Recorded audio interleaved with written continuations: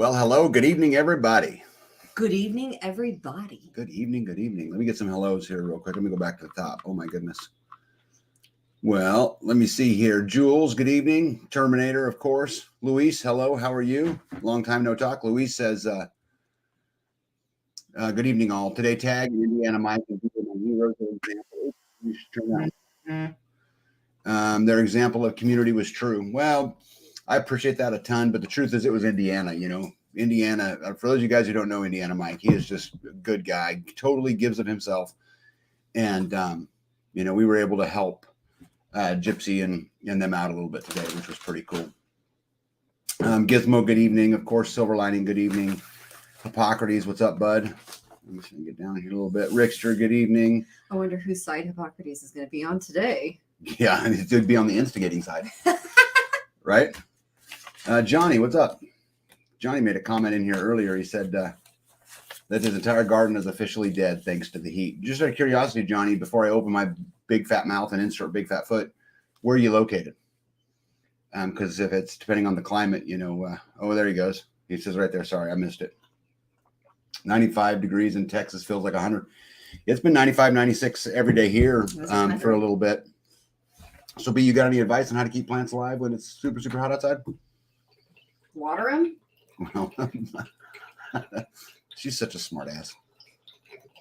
Yeah, water them. Mulch helps. Oh, yeah, that does help. Right, hold the water in a little bit. Yeah, any kind of mulch. Yeah. And I think also the seed and the type of plant matters too, because we had much better luck with the ones that were adapted to our climate versus just buying them, right? Yes. Okay, where are we at here? I think I said hello to Gizmo, but if I didn't, hello, Gizmo. Hey, Gypsy's here. And Gypsy says, you'll like this one. Love to hear. That's an inside joke. It's pretty funny, actually. Yep. Let me see here. Starla, good evening to you. Oh, my goodness. There's tons of people in here. Okay. I think we're getting to them all here. If I miss somebody, I super apologize. Todd Not Todd is in. Hey, what's up? I think I said hi, Eagle Lover. Hello. If I didn't catch you earlier, I probably did, but I was asking people who they thought I was waiting on, and Hippocrates says I was waiting on dessert. Johnny says a woman. Tag is waiting on Tag. Yeah, Gypsy says a hardworking wife. That stuff's so funny. Terminator says the lady who's on vacation. Yeah, such good stuff. Florida Mama Bear, Dana Green, good evening, good evening. ACM, hey, what's up? Let me see here. Beth Emily, B is not late, Tag. I'm not. Yeah, we'll just put that one up there because that's funny. I did all those. ACM, Starla, Drummondson Live, good evening. Ahoy. Yep, hey, there's Indiana right there. We were just talking about you, bud. I said ahoy and you knew who I was talking about. I know exactly who you're talking about. Yep. Bird's Eye View. Hey, Bird's Eye View is here. Good evening, Amanda. Good evening to you. Mary Michelle, good evening. Data, good evening. I'm almost to the bottom. I think we'll be cool. Good evening to you. Hey, Towards Joy and Freedom is here. Yeah, they made it. Have you been productive? Have you been productive? Yeah, they're such great people. I don't know if I'm going to get a chance to see them again at the Self-Reliance Festival, which is where I met them the first time, but just super, super cool folks. Vicky, what is going on? From the Sunshine Kid and Private Cluck. Tringo, good evening to you. Pack Rat, good evening to you. Scanes Girl is in the house. Canny Couple is here. Oh my goodness. I'm trying to catch up here. I think I'm almost to the bottom here. Tambra Smith, good evening to you. Hey, Unique Prepping's here. Hey, you guys, for anybody who isn't aware, that is a really interesting guy. You really ought to go over to his channel, and there's just so much that this guy can teach people, I think. I'm not going to ruin it and tell you more about it than that, but just go and visit Unique Prepping. Super interesting channel. I'm a new subscriber to that channel. Raven's Nest, good evening to you. Hey, Gregory's here. See here. And Faith, of course. Welcome, Faith. Alive would not be alive without Faith. Okay, I'm all the way at the bottom. Says we're supposed to be getting a severe thunderstorm at 8:45. Cool, right on. Well, the good news is it's a thunderstorm. It's not a tornado, so maybe we won't have to leave. Right, because we have ran out of here in a tornado warning, right? Yes. Yeah, pretty cool. Hey, you guys like my new hat? What do you think of this one, huh? It was white. I was like, don't do white. I like it. I like It's it. not going to stay white for long. No, it's not. And on the back, you see is the light bulb. And I've never explained this light bulb to people, but Do you have to? well, I don't know. But just so you guys know, the reason why I did an upside down light bulb is because, light bulb represents thought. And the world that we live in, you kind of got to learn to think differently in a lot of ways. And so that's why the light bulb is upside down. Then also there's a skeleton key in the center of it, which is my symbol of kind of unlocking that living free mentality.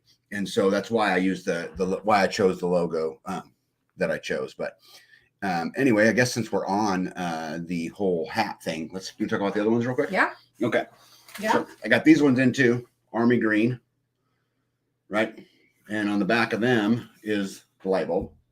Upside down. Yep, upside down, of course. On purpose. And then I had a special request from a good friend of mine. And you guys know Callie Blackwell, who came on my channel, and she talked about some of the stuff that she had gone through, in her life fighting the system, and what she went to war against the medical system. And so any of you guys who know her know this was a huge fight. And we also had her son on, which is pretty cool. He's actually coming to Kansas from England before long, and we're going to get to hang out a little bit. But anyway, so I made 2 Kelly Blackwell edition Freeman hats. And so here's the first one. Callie edition. Now they're burnt orange because burnt orange is her favorite color. But on the back, we put a mushroom. We put a mushroom to symbolize the fight against the medical system. Okay, and so we made 2 of these. So that's one. And here's the other one. Again, brown, burnt orange, and on the back. You call that brown? I do. There is a mushroom. And so I'm sending Callie a couple of these in the mail just to say thanks to her. And so anyway, I just wanted to show you guys the new hats. I would say that's cool. kind of a greenish. Would you? Yeah, this one. Yeah. Yeah, pretty cool, huh? I would say that's gray? I would say it's gray and brown. Which one's brown? This? I would say that this one's brown. Huh. What do you think, Mel? I don't know. All right. Our eyes, man. All right. Anyway, pretty cool there, huh, guys? What's the first thing on your list today? The biggest thing we've been doing is working on what I call the turkey coop. I was calling the turkey coop, but now I get to call it a cow house. Well, I have some news for you. We're getting cow. You like news? I do. Well, kind of. So sometimes. I figured out a new thing that I can do here. Itching. Yeah, itching. Yeah. I figured out a new thing that I can do here on Yardstream. You want to see? Put the things up. Okay, so this is the coop that B is talking about. Look at that. You didn't know I could do that, did you? No, I didn't. You can put pictures up? Yeah, I can put pictures up. So this guys is the turkey coop that her and I have been building. And that's my beautiful bride. Look at that all the way up there at the top. Of my ginormous turkey coop. Your ginormous turkey coop. Isn't that cool? Yes. Yeah, yes. Okay, look at that. Those poles have been... Look at that tan. Yeah, I'm working. That's what I'm doing. Yeah. Look at that. You're working. See, there's and you guys, my wife's a badass. You guys know that. I've said that a lot of times, but that's her way up at the top of the turkey coop. Yeah, waving at us. Pretty cool, huh? Yeah. Yeah. I didn't know you were Yeah. Yep. That hat. So they can see Yes. they can see the same pictures that Yes. you're Yes. putting up there. Okay, Yes. lovely. In that hat, she looks like a dork, huh? I love that. I know you hat. love the hat, but it is so dorky. I can fold it down and it makes it like extra long so that like the shade goes over my whole face and not just, part of my face. And then if it's in my way when I'm trying to climb up in there, I can like fold it up and then it like gets out of my way and then I could just put it back down. I like that hat and it straps on so the wind can't take it away. Yeah, you like that? Yeah. B's a badass. It does kind of look funny though, doesn't it? Yeah. So the building behind it, you guys see back there is a chicken coop. Uh-huh. And you see that you can only see one of the panels, but there's 2 solar panels on it just so that she has lights. Over here on the bottom right corner, you can see the little corner of a building, and that's the duck duplex. It's just 2 very small coops for just a handful of ducks. Yeah, we're getting like a whole apartment complex I know, over right? here, like I know, right? foul complex. Yeah, I know, right? It's a foul complex. Yep. So that's what she's been talking about. Is working on the chicken coop. Yeah, and Cow house. I got some more pictures to share. But anyway, isn't that dangerous that I know how to do that now? Yeah, I don't know if I like that. Because that's yeah, Beth Emily says that that's the best hat ever. I think it looked like a dork. I know. I don't care. Yeah. He bought me this hat that like he's like, man, your neck, you need to cover the back of your neck. And he bought me this hat that has like this. If I wanted my neck covered, I could just put my hair down, right? I mean, right. like you could. And then I have this big wet spot on my shoulders from this hat that you bought me. Yeah. I like the hat I bought myself. Yeah. Okay. Well, you think it looks silly? I think it's silly. So anyway, that's how far we are on it. Tomorrow, I'm hoping to get time, and I'm going to put tin on the roof tomorrow, hopefully.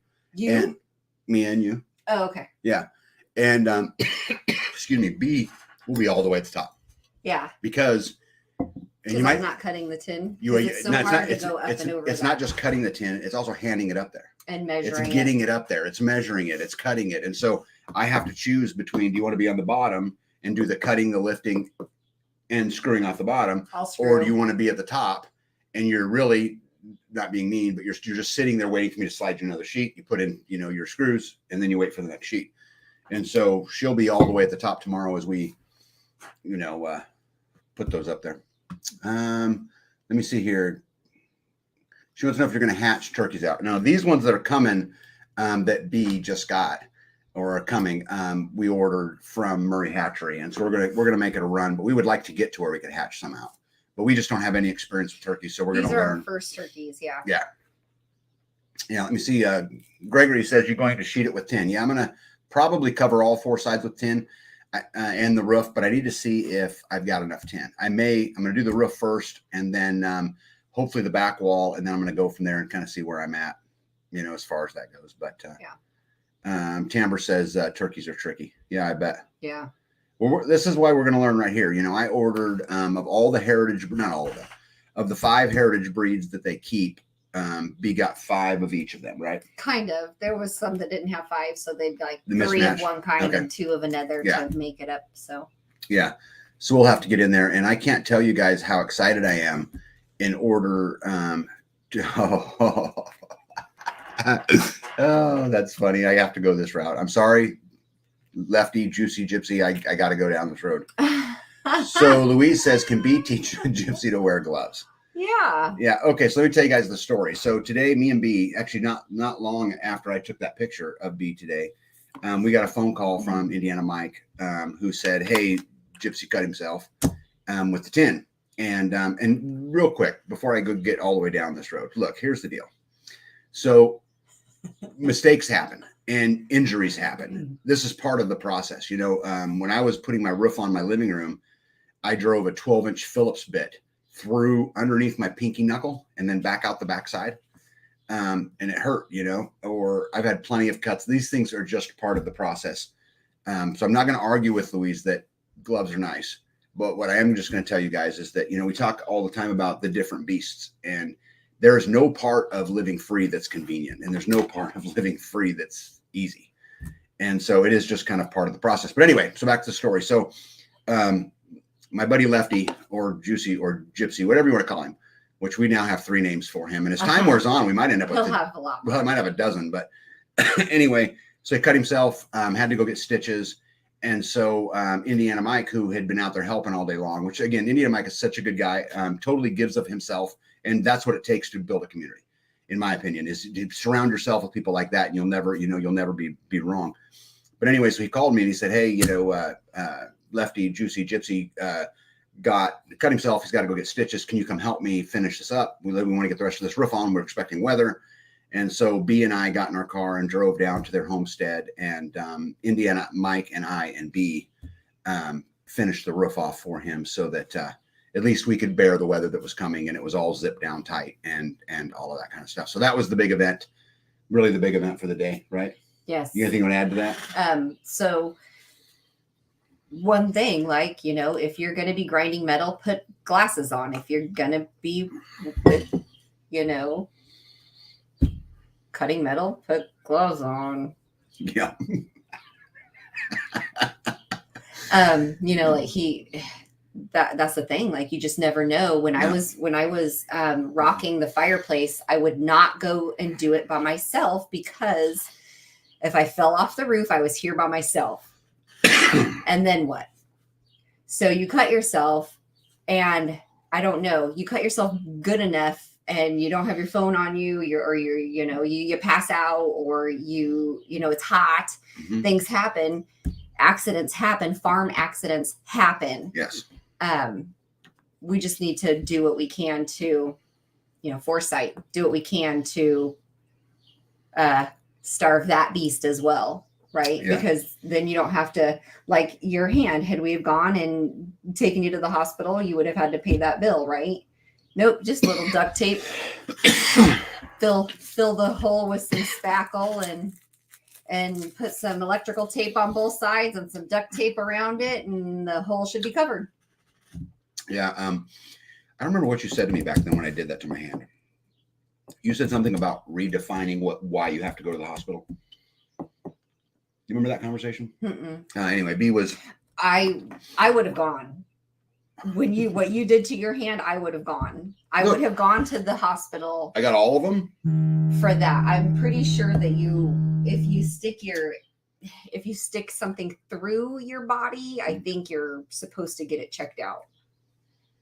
Well, I didn't. You didn't? No, you put tape over it and went back to work. Went back to work. Yes. Yeah, but anyway.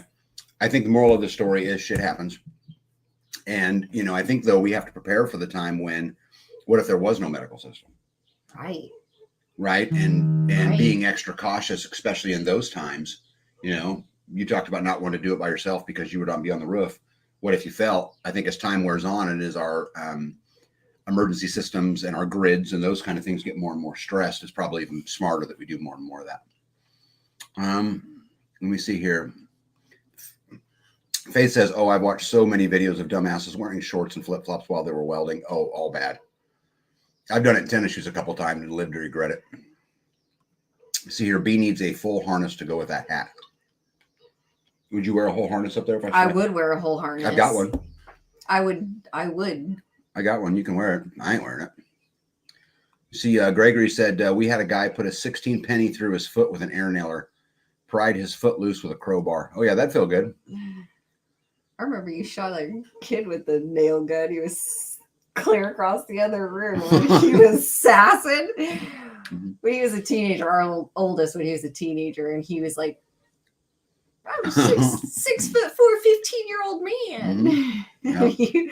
you like pulled the guard or something back and shot it across the room, and he's like, ow! Yeah, guys, that sounds way worse than it is. I have to tell you. It didn't break the skin. No, an air gun, an air nailer, if you're 20 feet from it, it's got no velocity. Yeah, he was in the other room. Yeah, it's not doing anything. But it was funny. He was being a smart ass. Yeah, he's like, you shot me. Kevin installed fall protection tile off on the roof for any time he needs to go up there. Yeah, that's smart. Fall protection. B is right on that one. Glad it turned out. Yeah, it turned out fine. And it's just part of the process. And here's the thing, though, is that, and I've said this millions of times, you guys have heard me say this, which is someday community may be all we have. And so instead of reaching out to outside sources, instead of reaching out, if we can reach within, I think we're going to be better off, and just try to ignore the system the best way we can ignore the system. Yeah. To whenever we can. Now, there are obviously times where you got to go get stitches, right? You just can't, there's nothing you can do about that. But at the same time, if we can solve 90% of our problems inside our community, I really think that we're all going to be better off, long term. Raven's Nest says that iodine takes care of a lot. Let me see here. Yeah. Yep. Towards Joy and Freedom says yarrow for puncture wounds. And you got tons of it. See, I do have yarrow, but what do you do for that? You chew it up just like plantain, chew it up and smear it in there, or what? Well, let's ask Mr. and Mrs. Production. Yes. Right? How do you prepare it? Yep. For a puncture wound. Yep. Sometimes you got to go back to work, even if the blood is impeding your work. Yep. Sometimes. Well, yeah. Let me see here. When blood dries, it aids in gripping the tools better. Oh my goodness. Yeah. Yep. That's great. No, Raven's Nest says yes on the arrow. Yep. Oh, okay. Never sneeze when using a nailer. Yeah. B was very nice talking to you the other day. Did you get the strawberries all planted? Yes. Mm-hmm. Yes. I forgot about that. We were outside. It was hot. It's been hot. It's been hot. Yeah. Yeah. Let me see. Midwest Ribeye says, I love the burnt orange hat. Yeah, they're pretty cool. Like I said, they're the Cali Blackwell edition. And I think I only ordered like 10 of them or something. So I don't have a lot of them, but. Those are also, what'd you call them? Low profile. They're for girls. So they're like smaller heads. They're for smaller heads. Smaller heads. Yeah. Indiana Mike says it was nice to be able to call the cavalry in to help get the job done. Thanks again. Oh, of course but I didn't do hardly anything, Indiana. You deserve all of the credit, not me. Let me see here. Faith says boys are dumb.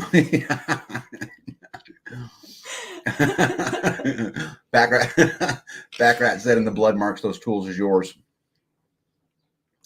Here you go. Here's your answer. We have it dried and ground. What's that word? I don't even know what that is. Styptic? I don't know what that is. Let me see here. Didn't want to get blood on Tag's tools. Laugh out loud. Yeah. Gypsy says. Yep. Let me see here. Where we at here? B, yes, chewing the RO, leaves, then apply. Here, my good buddy Dan. Yeah, probably. Hola. Yeah, probably my longest friend that I still visit with today. What's that? How long is he? He's long. Really should use a harness. I had a friend fall from a grain bin and broke his neck, so be careful. Ah, jeez. Yeah. Styptic is to stop bleeding. Thank you, Dan. Yeah, Dan's a smart dude. Yep, stop bleeding. Faith, let me see here. I probably need to get some yarrow growing, just saying. Yep. Yeah, high school long. Well, actually, and I would argue early high school long, right? Because I think I met you when I was in 9th grade, if I remember right, Dan. Now, granted, I'm 50 years old, so it's been a little while. But yeah, high school long. I don't even know if I'm pronouncing it right, but Stypic is like those sticks they used to have to rub on things that bleed, particularly from face shaving. Oh, yeah. I know what that is. Thank you, Faith. Yeah, of course. Yeah. So anyway, so our day pretty much consisted of that. We, got up and, went to the building. B, helped me put the top on it, and we're hopefully going to shoot it tomorrow. And then went out to the Lefty Juicy Gypsy Farm, and that's actually a good name. Lefty Juicy. Yep, Lefty Juicy Gypsy Farm, and we went out there and worked on that a little bit. Came back, then we loaded firewood because my boys. I'm so proud of my boys. They're getting older. I have a 30 and a 25-year-old, and they're out doing their own thing. And so anyway, they planned to camp out for all of the younger, I don't know what you call it, homesteaders, preppers, survivalists, all of the like in the 20s and, maybe early 30s. So all the youngsters. So they planned this all on their own, went out there. They asked me if I'd deliver them wood. So we took them all wood out there. And I can't tell you how cool it was to see all these young people out there, who are beginning, a journey that I began many, many years ago, and they're doing it so much younger than I did. And, they're headed down that road. And to me, that's encouraging. Could you imagine if we had started this journey when we were their age? I mean, like the actual working part, not the dreaming of, because the dream, lasted forever. Well, the problem is when you're young, you don't have any money. It's hard to have money and be young. My boys are lucky for that they're young and have some money. Yeah. But I'm just super, super proud of them to, to watch that, to be able to pass that torch on a little bit and, just let them get out there and experience for themselves. And, it's cool. I showed up, I brought everybody free man hats today. And so that was pretty, that was pretty cool. Unloading wood. Man. He used the skid loader to lift wood up and then dumped it in the truck. To save time. So when we got out there, we had to pull the wood out by hand. And so he had put a log in there that was, I don't know, how long was that? 3 feet, 4 feet? Yeah, 36 inches. Yeah. And it was significantly large. So and it had like a stick. It was a branch that was still attached to it. And I was pulling the branch and I was, I'm in the back of the truck pulling as hard as I can to get this log out, and the stick broke. Mhm. Or the stem that was still attached broke off, and I went flying, and our oldest son caught me under his arm. Like in the air. I was so thankful. I'm like, oh my God, you saved my life. He's like, what are you doing? Yeah, and he caught you with grace. And he had two logs in his hands and still caught me under his arm. And I was like leaning, I was like face up. Well, he caught me face up out of the truck. Like I launched myself out of the back of the truck, and he caught me midair. Yeah. I was very happy. Yeah. That would have made my night suck if I fell. Yeah, let me see. I don't even know where I am anymore. But yes, it was very nice to see the kid. I call them kids, but they're adults. Yeah, they're way adults. Yeah. I love to see the kids. Yeah. Following in our footsteps. Well, it's neat. They're going to sit out there and they're going to play with, how to start a fire, and they're going to play with, all of these kinds of things. But that's part of their, that journey that they're going to go down. Yeah. Yeah. And I think it's just so neat to be able to celebrate it, just to absolutely be able to celebrate the younglings. Maybe I should call them Padawans, right? You know what that is? That's a Star Wars. Yeah. So a Jedi, a young Jedi who's learning to be a Jedi, right? Padawan. Mm-hmm. They call them Padawan learners in the Star Wars movies, not to be a dork, but anyway, Gregory says, what's the oldest people that have been on this journey in your community? Now, what do you mean by being on the journey? Because the journey is always in forever, right? I mean, it never really ends. So, I mean, there's certainly people in their late 60s and early 70s, that I've been around that are, kind of going down this road, maybe even to the mid 70s that have done it. But that doesn't really, I don't think, answer the question very well, because the fact of the matter, like there's a lady that's not very far from me, and she's a single lady, and she's 70, I'm going to guess 75 or 76 years old. And when it's harvest time, she comes sit in a stool and she peels apples or whatever, right? Or breaks peas.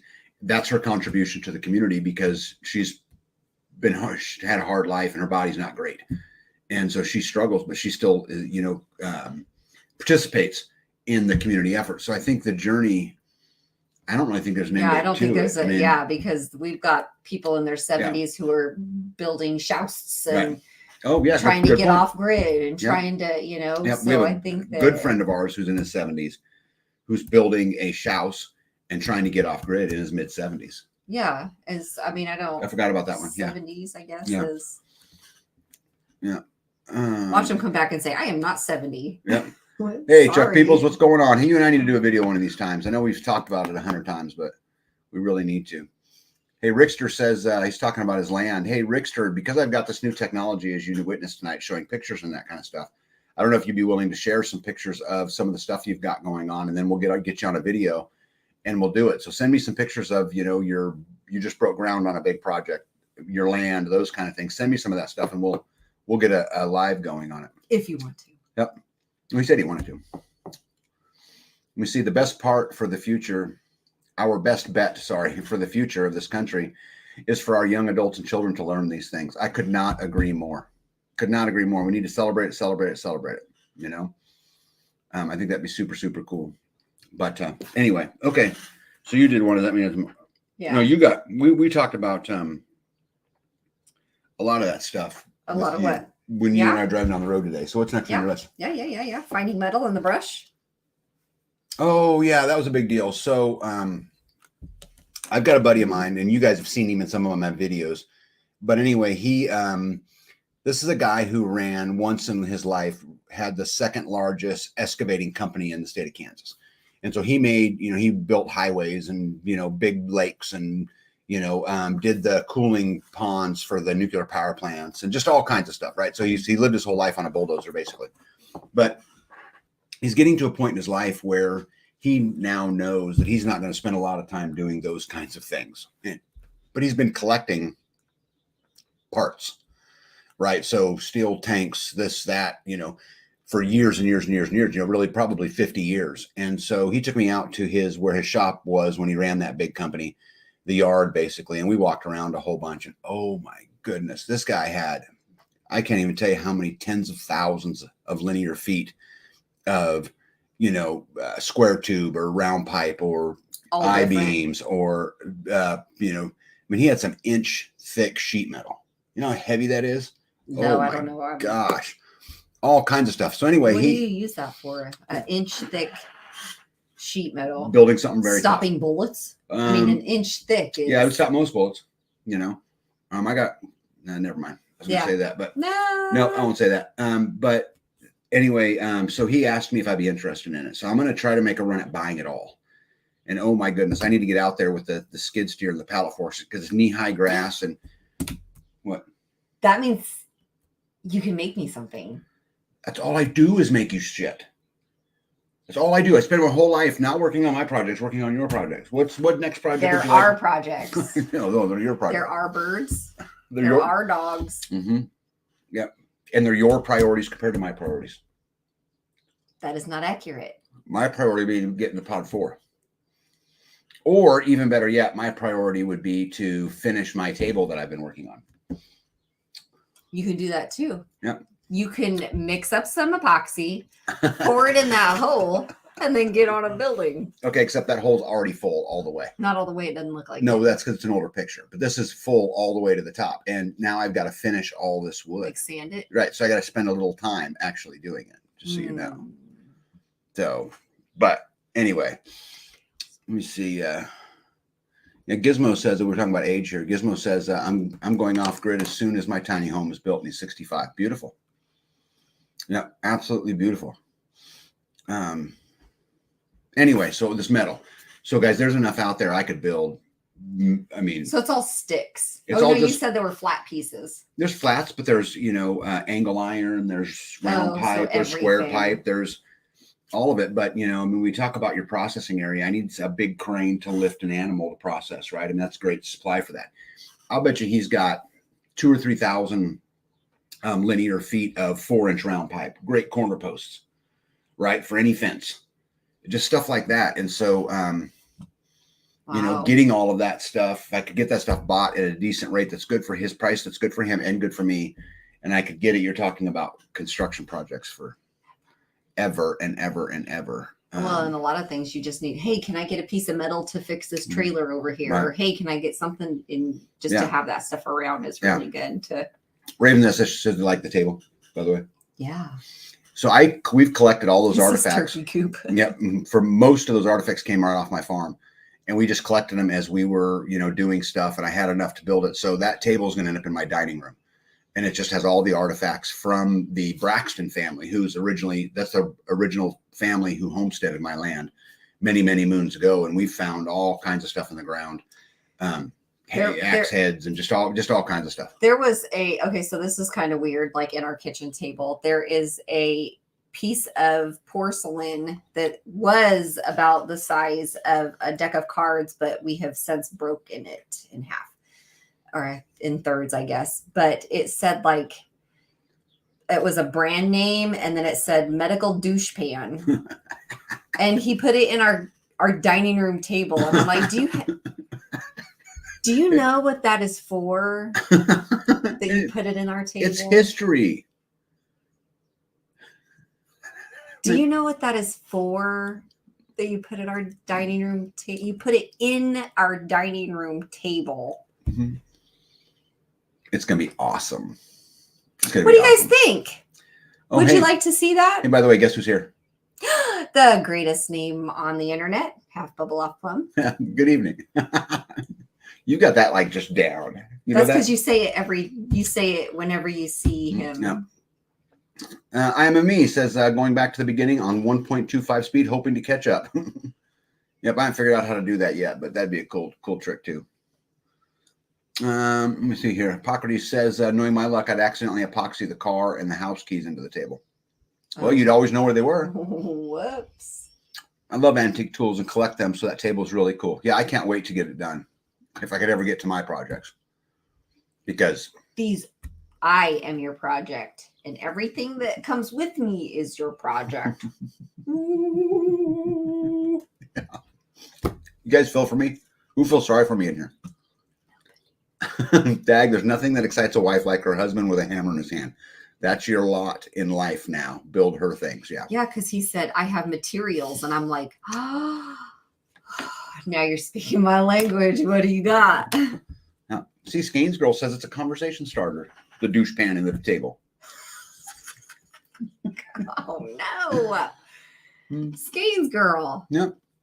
And my buddy Ghetto's here. Ghetto and I did a live this week. It was super good. Ghetto, I think you have so much to offer. And he was on the live too. Yep. It was on the Zoom. A Zoom. Yeah. Yeah, he was on the Zoom on Thursday. But I think you have tons to offer people. And, it's okay. Just got to get out there and do it. But, I believe in you. And I think you got a great story. I enjoyed it. Yeah. Yeah. Tringo's laughing at me. Probably about the douche pan. Potpourri for Life says, it looked like I joined at an interesting moment.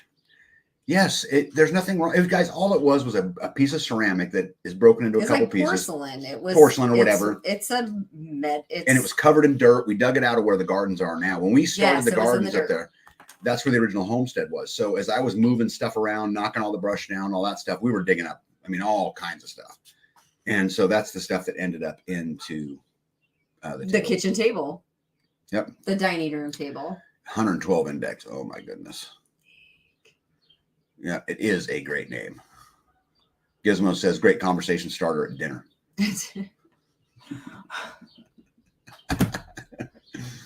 I can't. It's already there, so I can't take it out. Oh no, it's very. Are you kidding me? Yeah. So far, guys, that table, because it's a big table. You guys, the pictures don't do it justice. Here, I'll put it back up so you guys can see it again. But you can actually see that right there. It's white right there. Yeah, I don't know if you guys can see my mouse or not, but it's those two white pieces right there. And if you read them, it talks about the douche pan. But look at that. There's an old pipe wrench right there. And this round thing up here in the middle, that was a lantern. And so I'm going to drill holes from the bottom of the table and put some lights in those lanterns. There's two of them. There's one all the way down here too. But this table is 10 feet long. And so I don't know if anybody's interested or not, but so far I've put 12 gallons of epoxy in that table. Oh. 12 gallons. You're going to have somebody help you lift it. You. I cannot lift it. Yeah, you. I cannot lift Yep. it. You, buddy. All you. Yeah, observation tower with spotlights would be fun to build. Well, we're in what we call the crow's nest. So we're 3 stories off the ground. This is the highest place on my entire property. And I built it for this reason, so that I could sit up here and work and do my job and yet be in the gardens and whatever it is. And I have a big, nice camera set up here, so I can zoom into, a mile and a half. There's a lot of really cool stuff that goes on up here, so I can watch everything that's going on. So we kind of have one kind of a little bit. Ghetto says, did you end up getting all that metal? Well, I'm working on it. The problem is, Ghetto, I don't really know how much is there, because there's so much grass that's growing that everywhere we walked, we were tripping on just metal laying in there. So I'm going to take my skid steer up there and my pallet forks, and I'm going to roll all that stuff and pick it all up and try to get it in a pile so we can at least look at it. But I'm going to make an attempt to buy it all. We'll see how well that works, but we're definitely going to make an attempt. See here. Raven's Nest says, a man with tools that knows how to use them makes a great husband. Oh, that's just funny. Skins Girl says, you could take side bets on how long it would take guests to notice. Gizmo says, Ghetto, great live this week. Yeah, looking at the turkey coop. Way to go, B. Yeah, my wife's a badass. You guys know my fireplace. It's 4 stories tall, really, by the time you get all the way to the top of the peak up there. She did that whole thing, which is pretty cool. Let me see here. Hey, Mrs. Hacks is here. Tag Darren says the same. I stop him from finishing his projects with my projects. They're the same projects, no, they're aren't not. they? No, they're not. Come on, See, Mrs. Hacks. No. Listen. Linda. So here's the thing. When you're trying to homestead, you have to prioritize everything. What project's more important than the next? And so the problem is, we're talking about human beings. And so your priorities and my priorities are different. What you think should happen next and what I think should happen next very often can be different. Would you agree? I agree. Okay. So then how can you say there are projects? Because we have 11 days until we got 20 birds coming. Mm-hmm. And what have I been doing every single day? Well, when you're talking about, you have to determine which project is whatever. The table, we have a table we can eat off of. Why are we? You're like, oh, it's my project. So why to build another table when we have birds coming? Okay, hold on. We don't have a place to put them. Oh, you guys. So why are we in a mad rush because 20 birds are coming? Well, technically, We have 11 days till the brooder birds are. Okay, and why are they coming at the time they're coming? The brooder birds? Who ordered No, them? no. The incubator eggs will be here Those are in 11 chickens. days. Chickens, yes. Yes, you have plenty of chicken space. What does that have to do with the turkeys? I need the brooders for the baby chickens, and the turkeys are in the brooder. So I need the turkey coop done so I can get the turkeys into the brooder to clear the brooder out so I can put the chickens in the brooder. And so why are we stressing because the turkeys? Okay, because the turkeys are in the brooder now. I need them out of the brooder so I can put the new chickens in the brooder. Who ordered them? That's totally a different story. We're figuring out what to do. You ordered them because it was your priority. And I just built you 2 coops, 2 brand new buildings. You got a duck duplex and a sheep building, and bam, bam, bam, bam, bam. Build me another one. How am I supposed to get you turkey legs without turkeys? Is that all you got? I hate turkey legs. Dan. Oh my gosh. Oh my goodness. Whereabouts are you located that it's 112? Yeah, it's not 112 here. I don't know who said it was 112. Oh, earlier. Up. Yeah. Yeah, the table's cool, man. That is a cool table. Oh my God, I'm probably so far behind. Because you're arguing with me. I'm not arguing with you. I'm just simply stating the facts. Your priorities took precedence 3 in a row. You said, I've got to get the duck building up. Lives. I built it.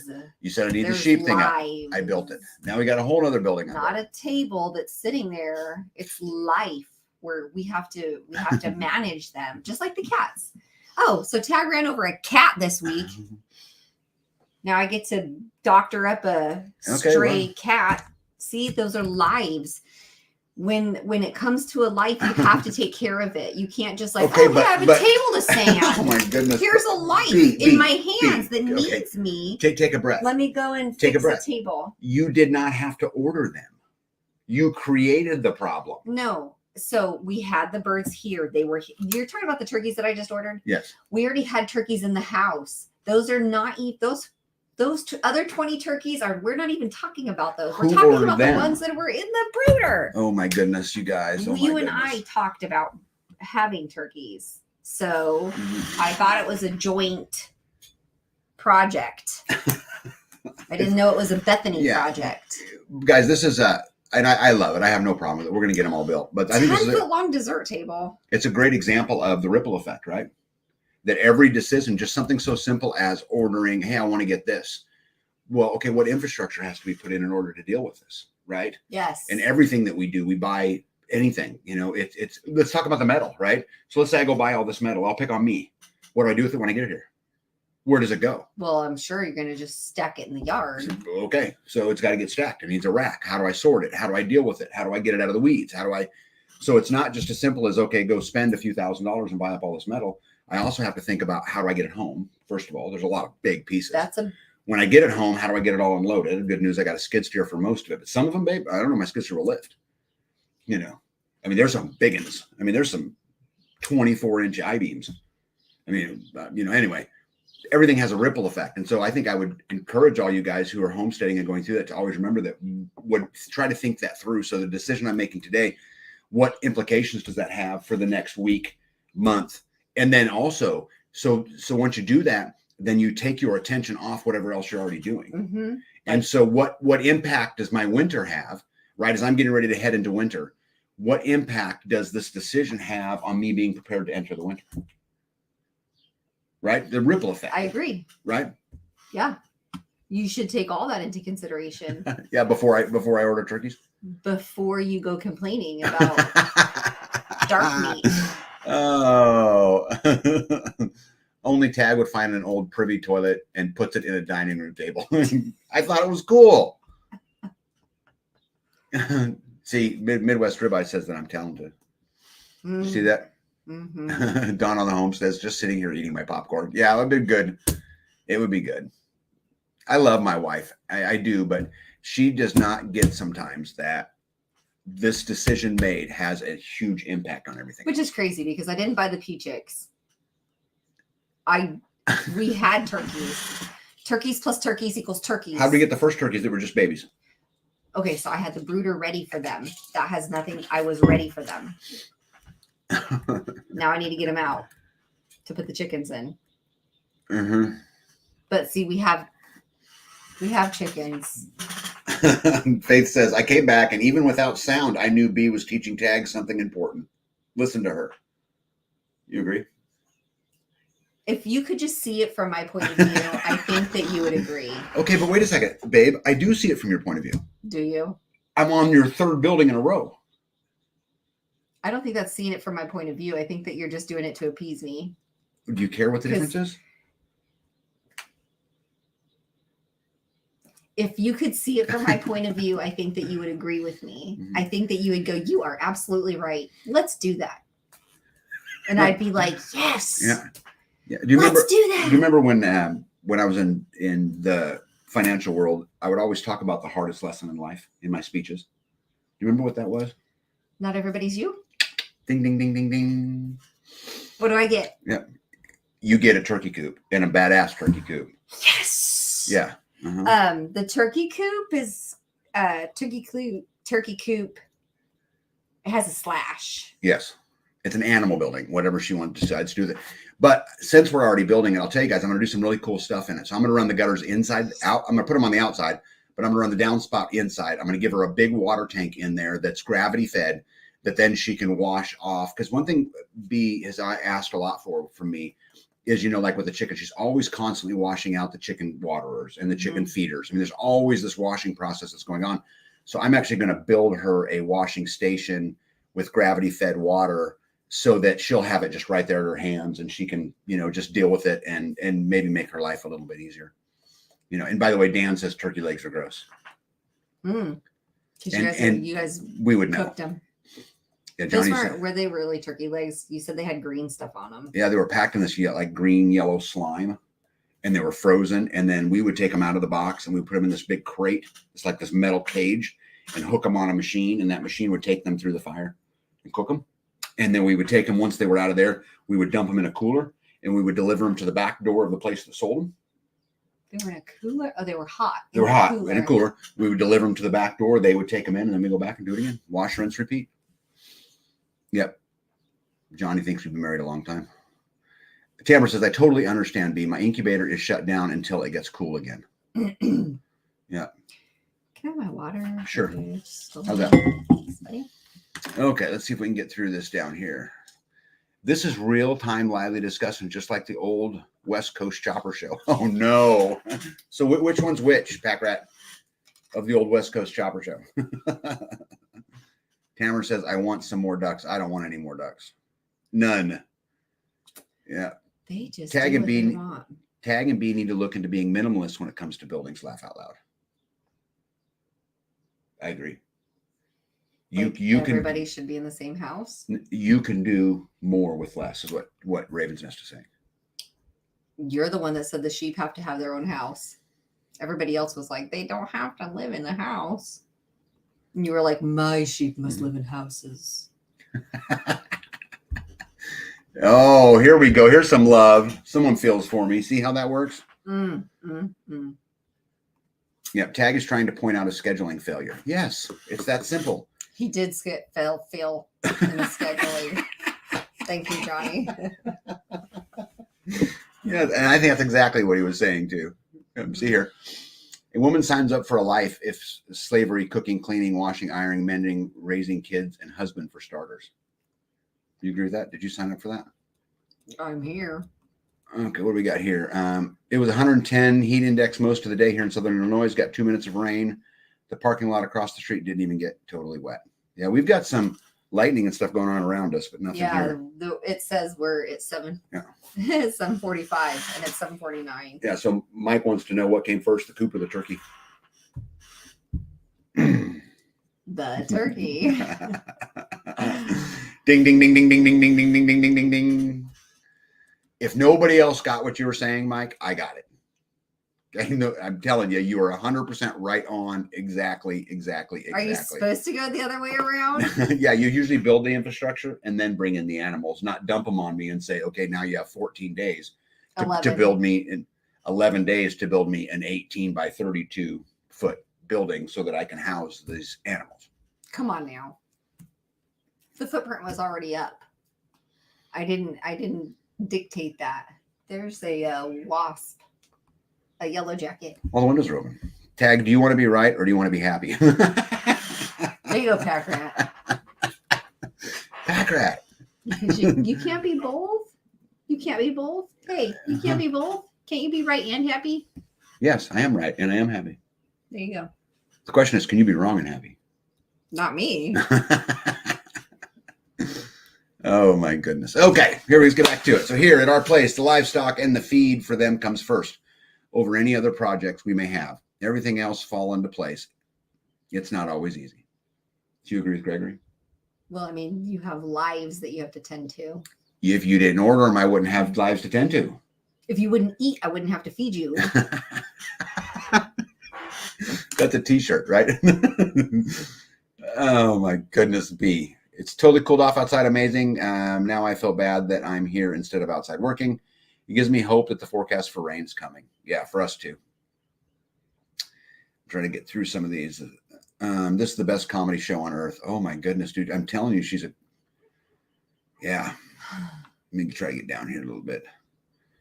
Oh, look at that. Down in the homestead says, y'all are seriously cute. I love you. I love you. You're still wrong. I got birds. You won.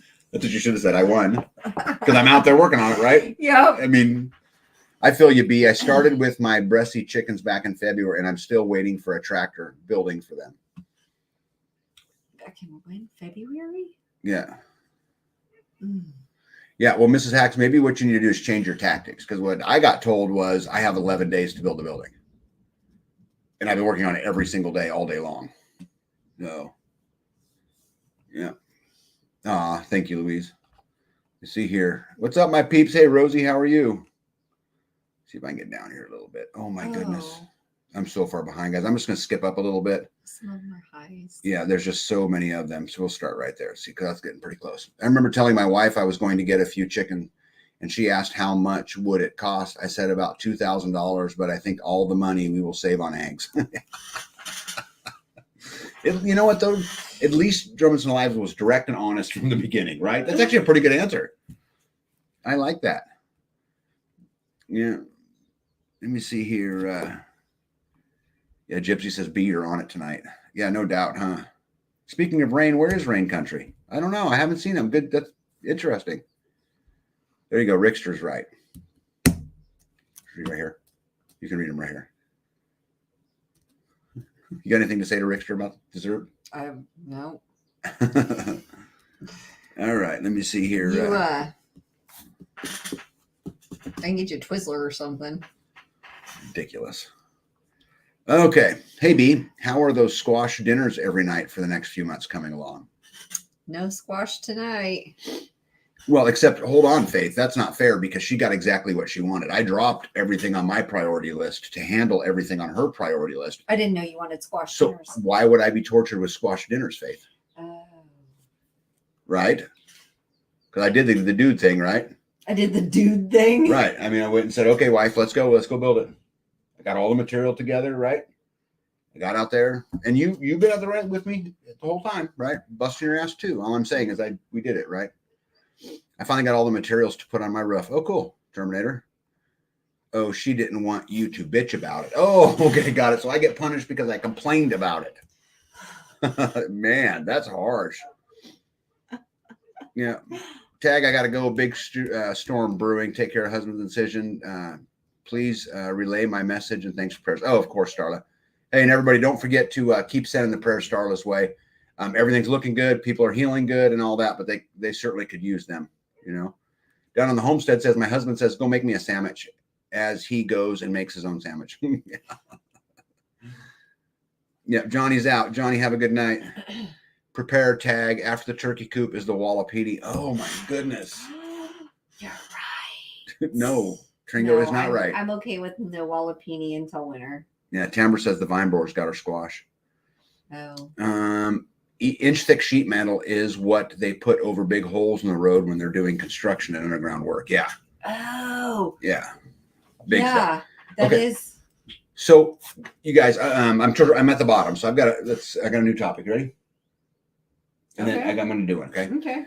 Okay, so we're going to play some trivia with B. Okay, you ready, B?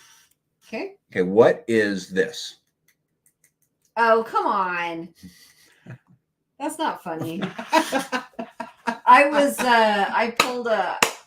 confused. Well, why don't you tell them why I'm asking you what this is? Yeah, so we went to help, let's see, when you buy metal roofing screws or whatever, they have washers on them, right? So you have to have this little tool to, a nut driver. You have to have a nut driver, for those of you who don't know. Yeah, so I had a blonde moment and I was trying to stick it in backwards and it wouldn't go. So Indiana Mike and I are on top of a roof. We're trying to put metal on it because they needed help to finish this roof before the weather came in. So Indiana Mike and I are up on top, and man, it is hot, and hot. Sweat is just pouring. Anyway, we ran out of one type of screw, but we had some other screws that would work just fine, but the head was a different size. And so I needed a bit stuck on my Milwaukee Impact so that I could go back to work. So I said, B, who is at the bottom of the ladder? There's a box of screws right there. There's also a driver for them in there. Will you please put it on my Impact? And so I can go back to work. Right? Yes. Okay. And it wouldn't go in. Yeah. And so she's like, it won't work. It won't work. Yeah, it won't work. It won't work. Mm-hmm. And what did I say? Bring me the parts. Bring me the parts. And as soon as she got to the top of the ladder, what she figured out was I had it on backwards. If you turn it around, it will go right in. It will go right in. No problems, right? Do we have any problems after that?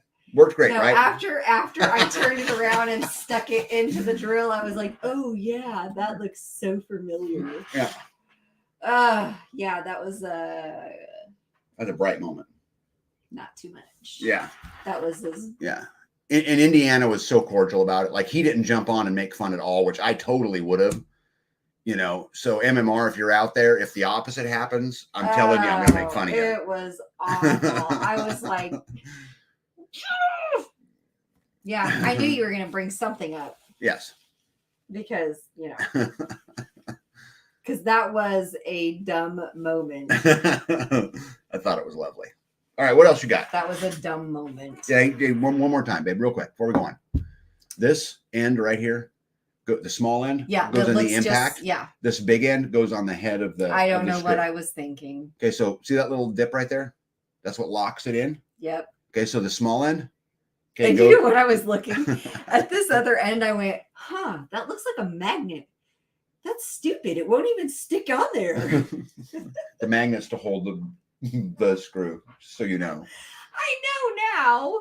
Because after I put it in the drill, I was like, oh my Bethany. Yeah. Tamara says, and there are different screws that attach metal to metal and metal to wood. Yep. That's okay, B. You'll always remember it now. Yep. I probably won't because Scans Girl, I have used these tools before. I knew what it was. But she roofed a lot of our house. For some reason, I pulled it out of the thing and went, it won't work. Do that again.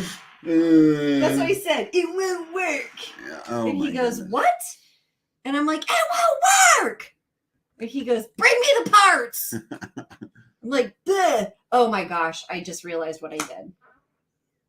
And you're like, don't you love when problems solve themselves? Did you just try to put that in there backwards? What are you, retarded? I'm like, apparently, yes, I am. Thank you. Drummond's Live says that would make a great song. Put my nut driver on my Impact and let it all hang out, baby. There you go. Start singing. Get a tune going. I think you should. My husband said that if you haven't been shown, you don't know. Oh, but see, here's the thing, Raven's Nest. I appreciate you sticking up for B. Okay, but she helped me roof my entire house. I knew better. She absolutely knew better. She'd spent a lot of time with one of them in her hands. But it was funny to listen to her at the bottom of the stairs or the bottom of the ladder going, it won't work. It won't work. This doesn't make sense. Hot. It was hot.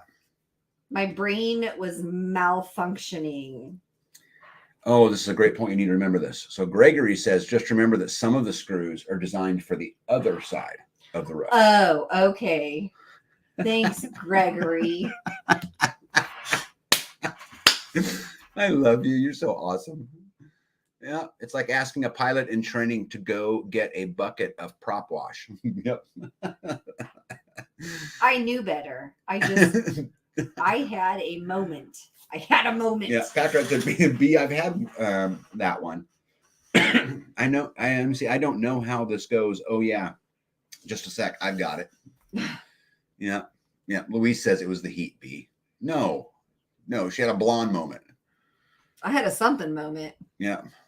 I'm glad you like the table. I am of me. And I will do a whole video on the table whenever I can actually get to it and get it done. And that's got log legs on it. And that's actually what I would be. Log legs. Yeah, instead of long legs. Log legs. Yeah, I actually made it of trees instead. But I have to get time to go work on it, which. Not this week. You got 11 days, buddy. Or we have 11 days because we're a team. We are a team. We have 11 but I've got days. it far enough along. You should be able to finish it. I can't even figure out how to put the nut driver in. But it might take you a while. Yeah, so we're going to put some sheet metal on the roof next, right?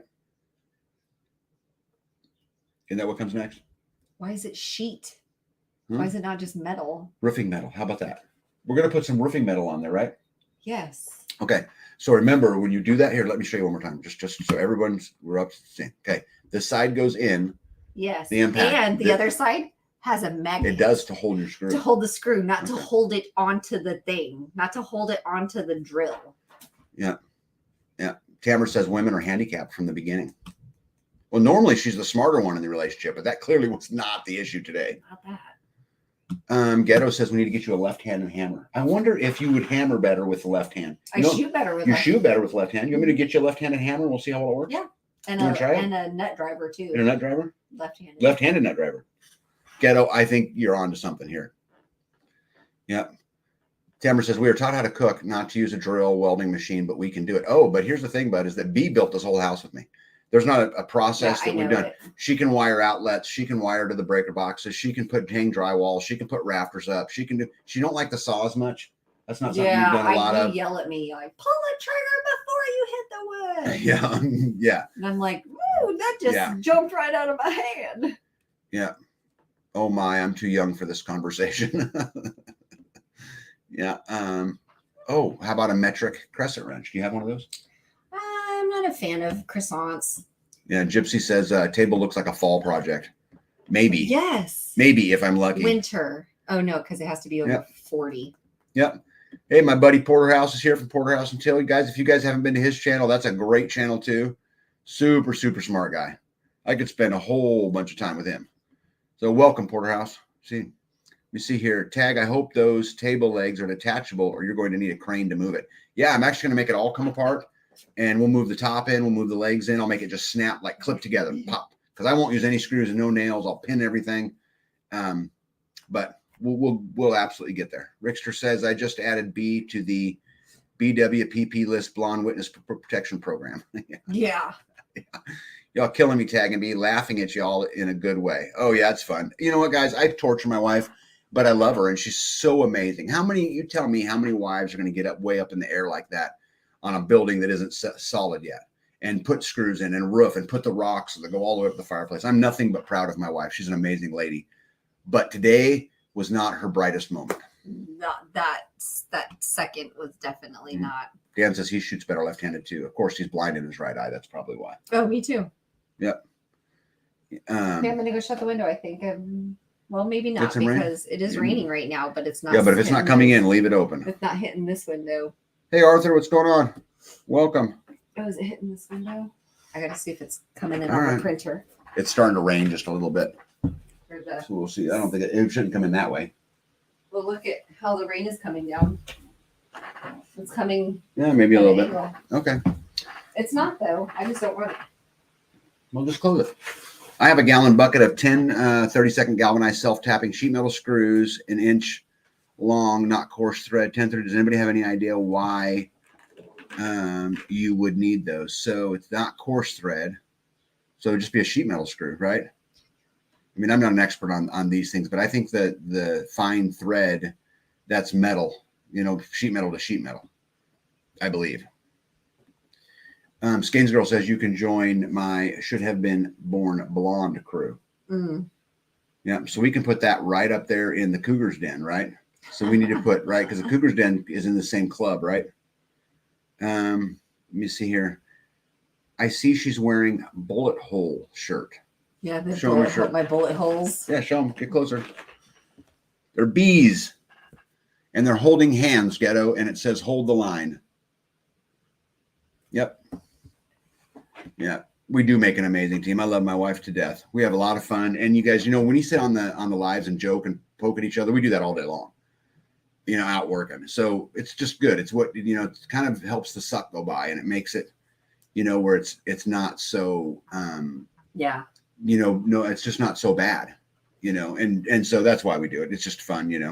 Hippocrates said, I had a field hand once whose wife kept nagging to go with him to the rice field. That day there was a break in the levee. He made her lay down to stop the water and shoveled the dirt behind her. Hey, one step closer. What's up, my friend? Yep, I agree with Dan. It's metal to metal, which is what he meant to say there. It's the same thread as rack screws, but a prominent self-tamping function. Yeah, I think it's sheet metal to sheet metal. That's what I would do. But let me see here. I know a few episodes ago we determined that they look like bullet holes. Oh, yeah. Remember that? Yeah. If y'all ever come to Texas, he's getting every dessert that I can find with squash in it. Yeah, I need to get to Texas. I need to go see my sister. I have not seen her in a while, and I love her to death. And so we need to get down there. What do you got? What do you got next? I was just looking at the weather. So we're waiting on metal poles. We talked about the metal and the brush, but we're waiting on metal poles. Yeah. You ordered metal poles. I wish I wouldn't have now. Oh. Right. I just ordered 50 10-foot long, 3-inch, quarter-inch walled pipe for fence posts. So I'll put a T-post, like 3 T-posts and a metal post, and 3 T-posts and a metal post. But I'm just waiting on them to show up so I can finish. I didn't think about that. So paddock. the metal and the metal, right? But I already ordered them. So yeah, the wood mulch. We got another load of mulch. So we have a crew coming around in the area who's trimming trees, and they needed a place to dump it. So it's not like Chip Drop because we're a member of Chip Drop, but they are. We've never been contacted through them, and we have been on their list for 8 years, 10 years, long time. Yeah. But then how did you get in contact with these guys? Did you see them chipping or cutting? Yeah. So we've been super blessed this year. So we got a hold of a tree trimming company around our area that was going to come up here. They were building a big parking lot not far from me so they could park all their trucks. Anyway, I talked to them, and they said that they would drop us some mulch. Well, so what we did was we made it super convenient. We gave them a big area, easy to turn around, all of that kind of stuff. And so, man, they have been just bringing load after load after load after load after load. So we have been super blessed. And then they asked if you would be willing to accept firewood logs. Yeah. Yeah. So now that I got them delivering mulch, and guys, I can't even tell you how many so far this year, 40 or 50 dump truck loads so far. We're using it. I'm building swells for Bee, expanding her food forest. I'm doing all that with it. But anyway, so then the last time I seen them, they say, hey, how would you be interested in some firewood? Well, we burn firewood, as our main heating source.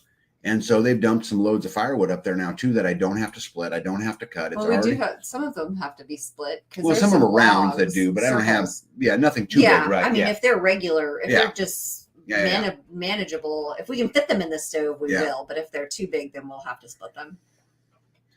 Yeah. Let me see. Vicky says, I think Bee needs a new shirt with pics of the coops and says free birding community. Free birding. Yeah, you are a free bird, aren't you? Free bird. Yeah. One step closer said the same thing. Yeah, free bird, right? Let me see how I'm missing up here. Michael says, I want that cap tag. You want this one on my head? You send me an email, I'll be happy to, get you one. Yep. Where else we at here? Let me see here. At Lifeton Free, the family has had that exact same result with Chip Drop out in the country. Yeah, we've never gotten a load, but I've gotten so much this year. And what's so cool is now I'm getting all kinds of stuff too. This is about why you network in the community, right? This is why you go out and don't be afraid to stop and talk to somebody. You guys seen the pictures here. Let me go back and I'll show you real quick here.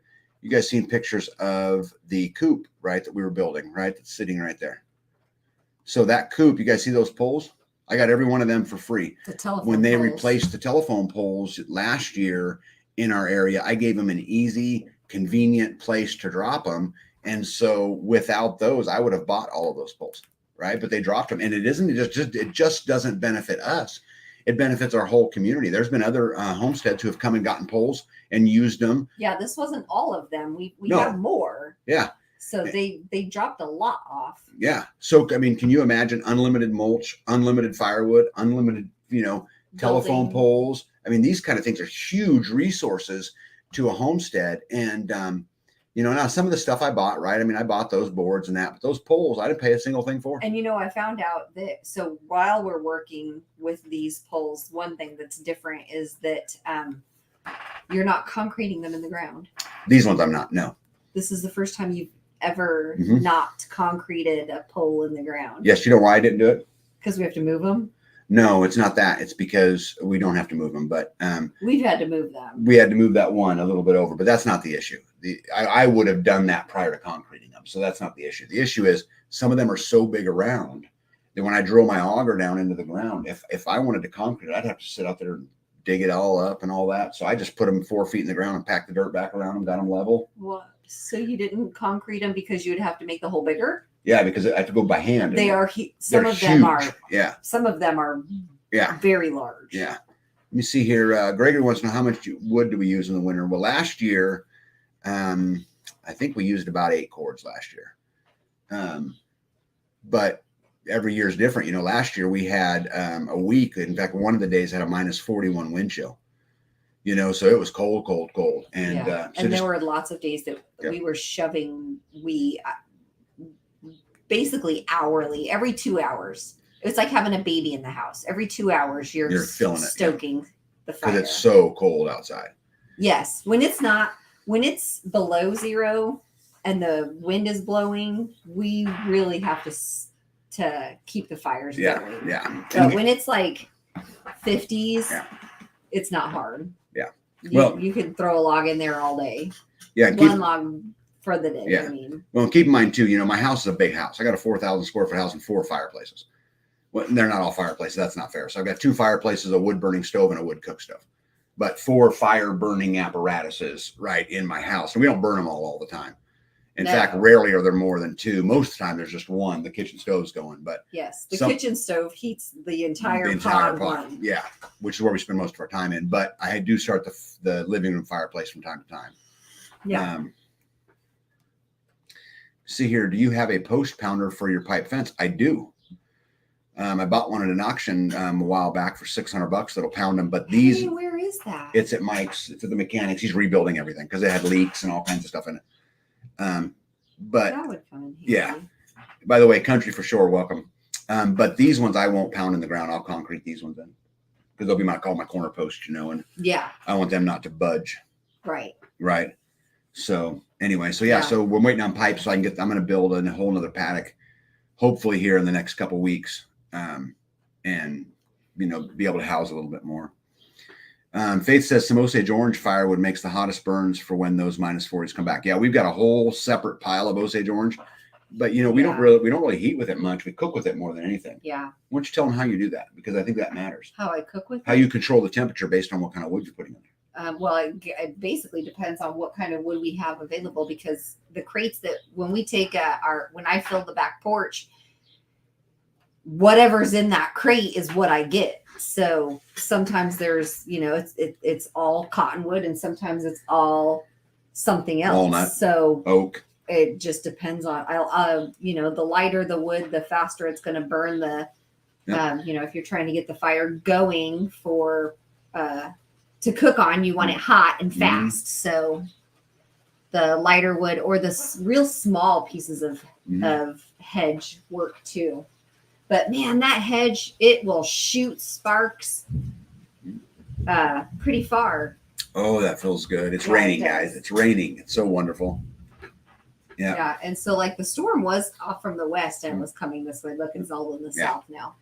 Yeah, we're not going to get nothing. And I don't see anything coming in the windows, so we should be good. JB said we just built new fence and the corners were pounded. You don't think you're going to have any problem with them moving or sagging or anything like that? Because that would make it a whole lot easier if I just pounded them in. Well, it matters too, like how they hook up. Because can't you hook if you have 3 on a corner and you attach them? Don't they put sideways poles to angle stop the not sideways angle move? Yeah, I guess. Yeah. Angle poles to stop them from moving. Dan says Osage orange is good wood for bows as well.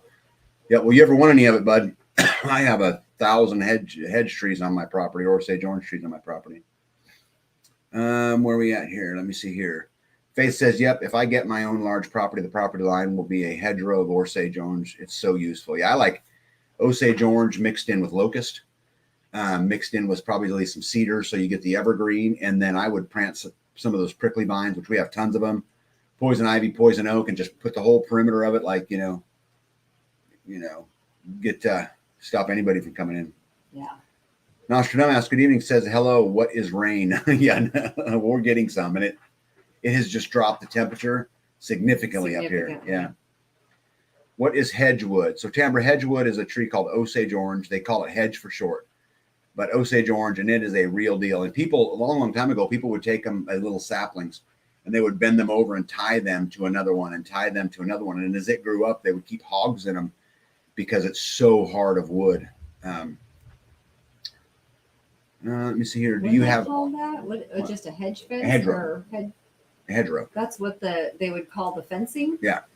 Do you have an alder? We don't have alder trees here. Yeah, now at least not that I'm aware of. I've never seen one. Put an H brace every so many feet. Yeah. Yep.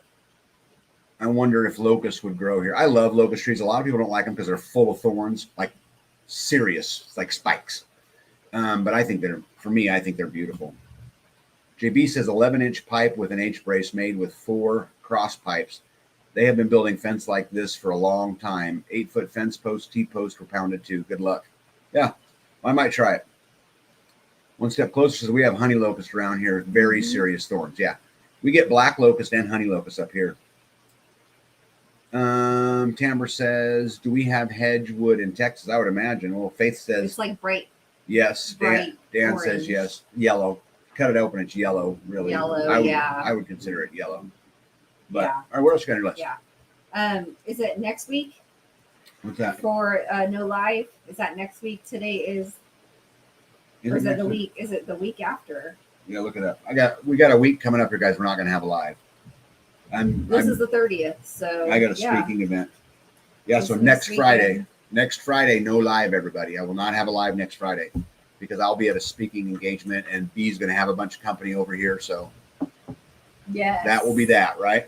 Yes. Pack Rat says honey locust thorns will pop tractor tires. Yes, they would. Good fodder trees for livestock, though. Yep. All right, I'm going to check my windows real quick and make sure that there's nothing coming in on pod 1. All right. Heard you bring me up that? Yeah. Can you remember? Are we fighting? Yeah. Dan says, got to run. Keep you. Hey, Dan, good to see you, buddy. Yep, I'll see you in 2 weeks. Let me see here. We call hedgewood bios arc or bodark here in Texas. Oh, okay. Yeah, I was thinking a perimeter barrier.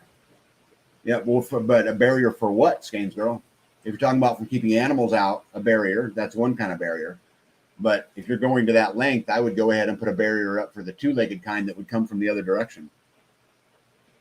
Just, me thinking out loud, but that's what I would do. I am a me says, Tag, how in the world are you going to move that table? Well, I'm going to just pick it up and move it. Because the truth is, me and B have flipped it over a couple times, and it's heavy. But I'll get one of my big buddies over here. I'll get Indiana Mike or Gypsy or, Hitch or one of them over here, and we'll just move it. And I'll put some pool noodles on my skid steer pallet forks, and we'll just lift it up, set it on the pallet forks. I'll drive it right to the front door, and then we'll just pick it up on end, carry it in. I'll make sure the legs are sitting there and set it right down on the table. And again, it'll snap right in. So it won't be so bad. Gypsy says, say it ain't so. Yep, I'm saying it so. Yes, Scavenging goes. That's exactly what I'm talking. Keep the two-legged ones out, right? Make it hard for them, or at least funnel them in the direction you want them to go, right? Make them come down the path that you want them to come down. Because at the end of the day, a criminal is typically pretty lazy. And so they're going to take the path of least resistance in most cases. And so if you're smart and you think about things like that, you can funnel them in a direction you want them to go. If there's a bustle in your hedgerow, don't be alarmed now. Yep. Yep, for sure. You see, Vicky says, yes, in Texas, Osage orange is called boy, the arc trees. That's weird. I've never heard them called that, ever. That is so weird. All right, what else do I got on my list?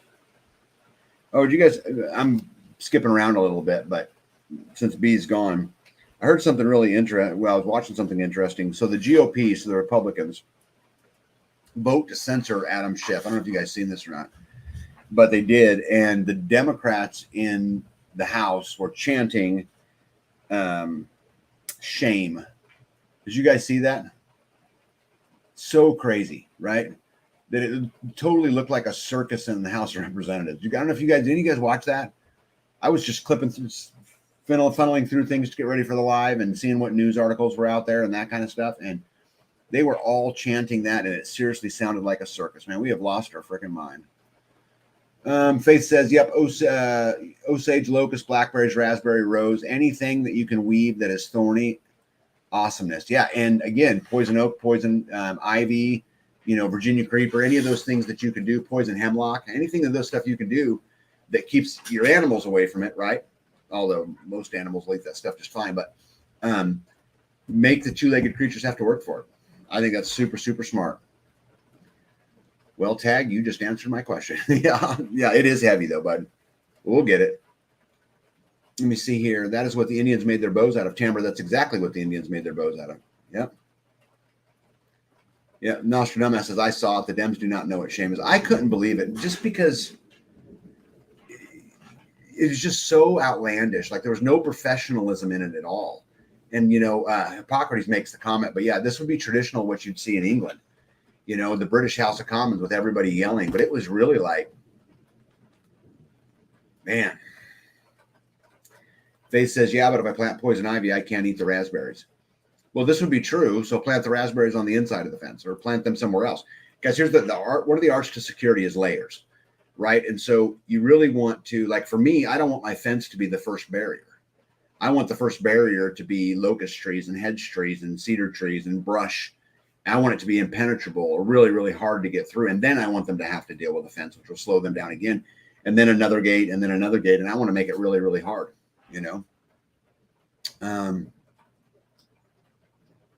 Tamara says, I cannot put poison oak, poison ivy, or sumac anywhere close to me. Yeah, Michael says, just like a bunch of 4-year-olds. Yeah, I couldn't believe it. It's amazing to me that I'm even saying that I couldn't believe it. But I was like, what? This is the dumbest thing ever. What were the hedgerows in Normandy? I don't know what they were over there. I would assume they were hedge trees, which is why they call them hedgerows. But let's find out. I love, technology and the art of two screens. So where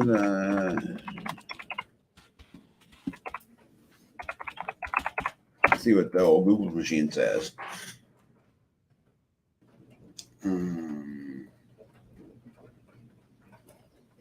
Yeah, that just says overgrown hedges. I wonder what it was grown out of, though. Yeah, this talks about lots of different types of trees that they grew them in.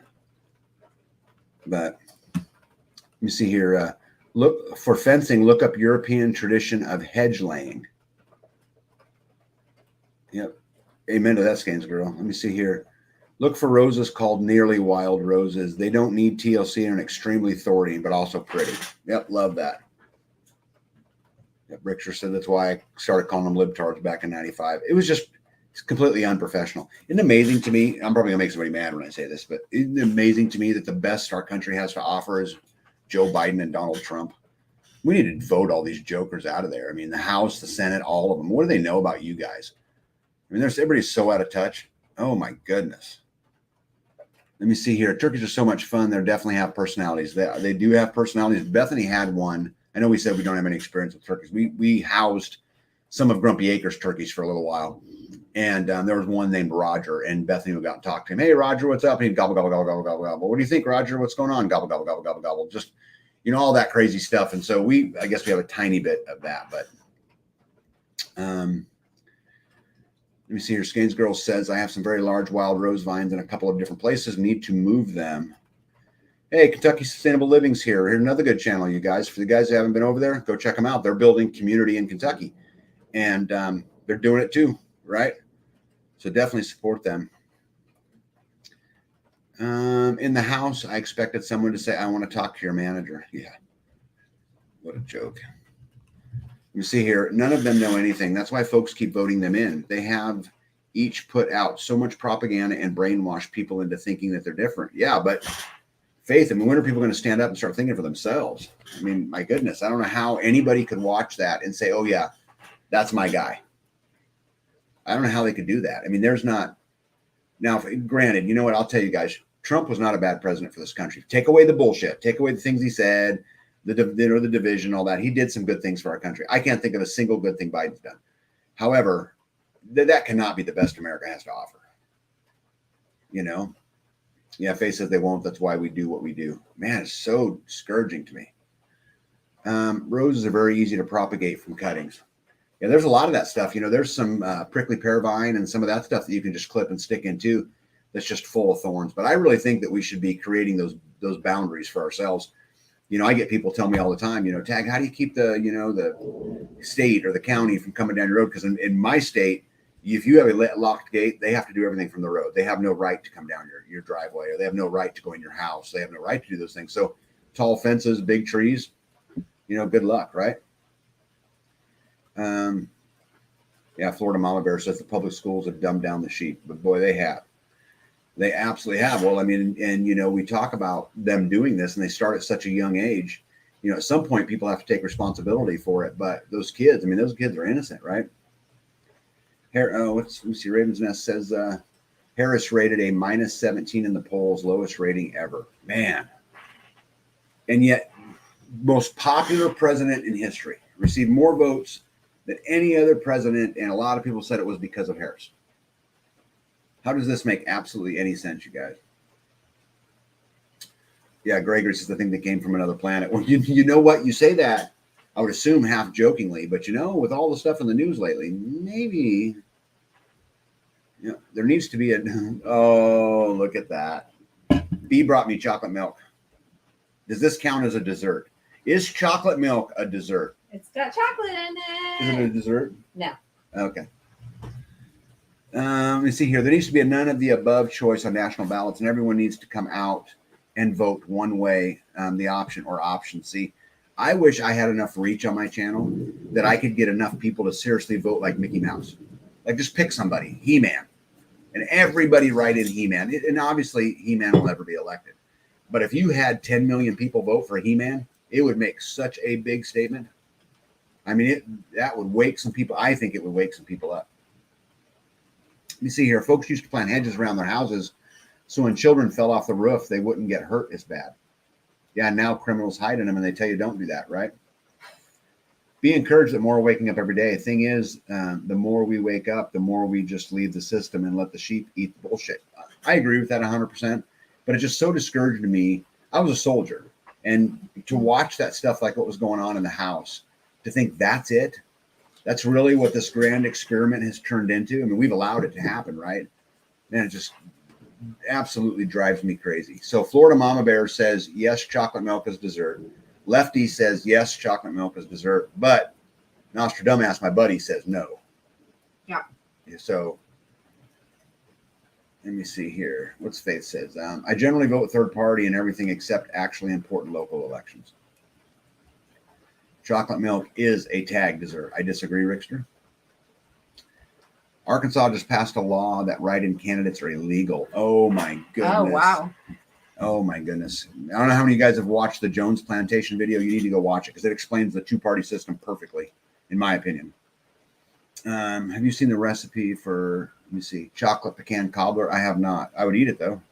I'm not typically a big pecan fan, but sucks to know that is what you defended with your life. It makes me very, very sad. Yeah, me too.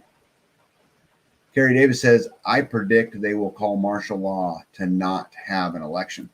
You know what? I've thought a lot about this, Carrie, and this is actually maybe something that we should, I should do a video on or something like that, because I think what's going to happen, I don't think they'll ever actually call it. I think what they'll do is they'll, bring on a big tragedy, the big corrupt banks. We've got to eliminate the banks. Here's the solution. We're going to bring in a new currency called the Amero, because that's the word people have used. Like, they'll make some big catastrophe out of it. I don't know that they'll ever go so far as to actually call martial law, much like how today they don't declare war anymore. Right? Like, we went to Afghanistan, no war was declared. Russia went to Ukraine, no war was declared. Right? Went to Iraq, no war was declared, because it's just the word's taboo. And so they don't want to go down it. So they'll do all of the actions of it. Right. Or maybe here's another example. Maybe they'll bring on, the next great COVID-19 virus that will come in and lock everybody down. And, maybe you could actually argue that the first COVID was a, mock run at how to lock everybody down, in a martial law situation without ever having to actually declare it. But I won't rant. That's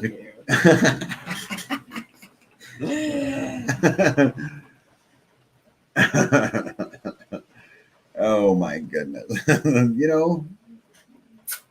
love you, bud. Okay, MC Florida Mom Bear says the new pandemics. This is kind of what I'm talking about, right? That this is how they'll bring it in, at least in my opinion. Maybe I'm right, maybe I'm wrong, right? But we made this spoiled rich government. We pay them to make our life harder on us. Only we can end the circus. Now, what we need to start doing, it's time to pick a side. Right? $50. Government takes away your rights and then sells them back to us as a license. Yes, they do.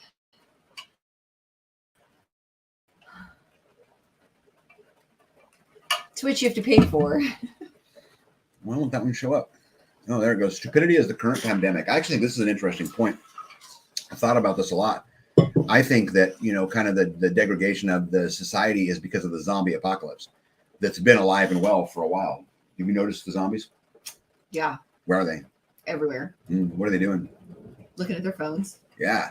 It's all the people walking down, we're so absorbed into what's going on. Oh, like going to the grocery store the other night. Weren't you like standing behind me? And I'm like, yeah, write that down. I want to talk about that. What are you doing? Oh, yeah. I was freaked out. Yeah. I forgot about that. You want me to write it down? Yeah, so I make sure I don't forget about it. Why don't you say it right now? Because you're just talking about the zombies and paying attention to what you were doing. Did you hear the UN making stockpiling ammo illegal? Would not surprise me. I did not hear that. But so what B was talking about is I got home from my normal work day. So for those of you guys who don't know, I work away from home typically one day a week, not always, but typically one day a week. And just kind of keep an eye on the businesses and the things that I'm involved in. And so anyway, I come home. She needed to run to the grocery store. And so I said, come on, let's go. We'll just go quick. I'm already. He said, I'll take you. And I'm like, what?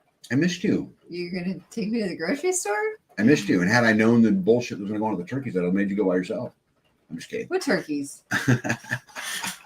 Anyway, so we go to Walmart because she needed to pick up a couple things. We have this very small Walmart not very far from us.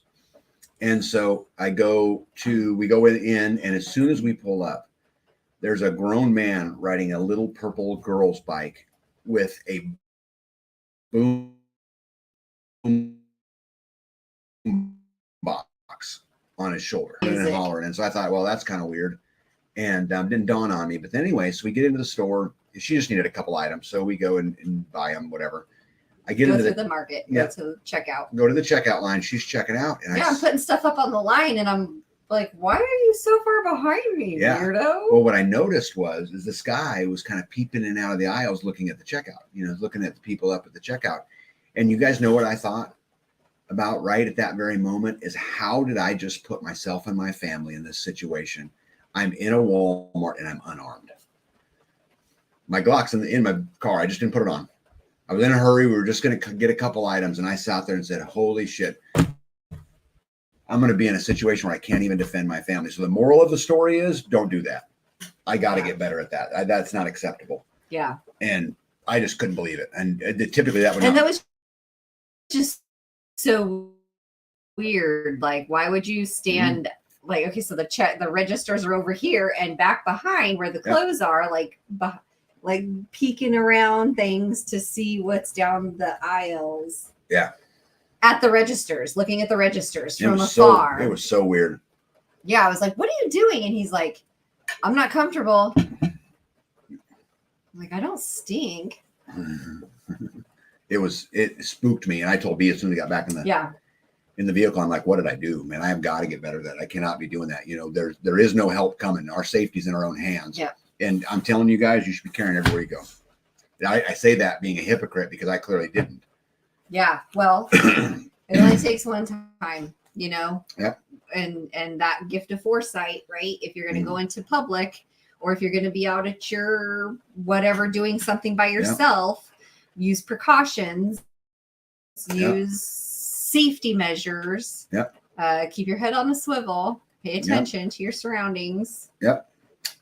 Schedule says, I saw one today behind me. I had no idea how close he came to losing his life. Yeah. Yeah. It was just absolutely crazy. Here's a good one. Raven the Nest says B should be packing. Well, B was. I wasn't. You can rub it in. I'll save you. Yeah, right. Right. I wasn't. I love saying that when I go to events and there's like grown men there and they're like, oh, that guy's sketchy. And I'm like, I'll save you. And they're like, yeah, well, it's no excuse. I had no excuse for not having it on me, and I carry all the time, but it was quick, let's go. But those are the moments, right? It's always at the worst timing, right? It's always at that one spot when you're not expecting it. Yeah, because that's when you're an easy target. Yep. Walmart reminds me of the bar scene in Star Wars. Freaks everywhere. That's true. Yeah, you do not want to sell me death sticks. You want to go home and rethink your life. Yeah. Cameron says buy more ammo.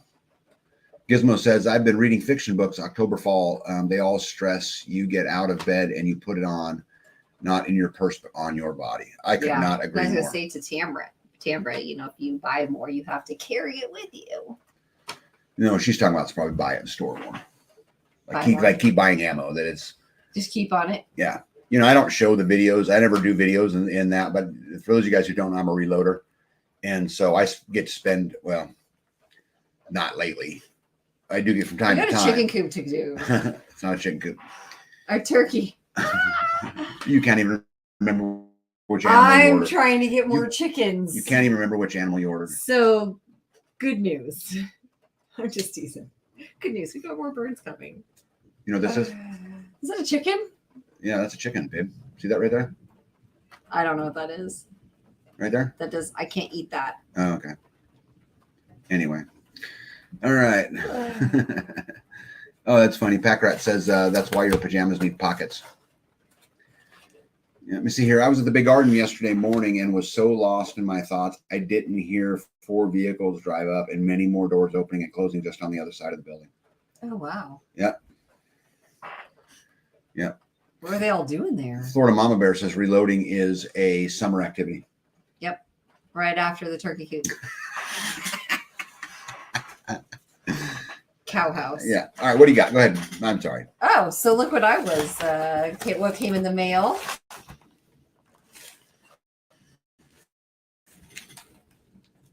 Gotta get it up there so they can see it.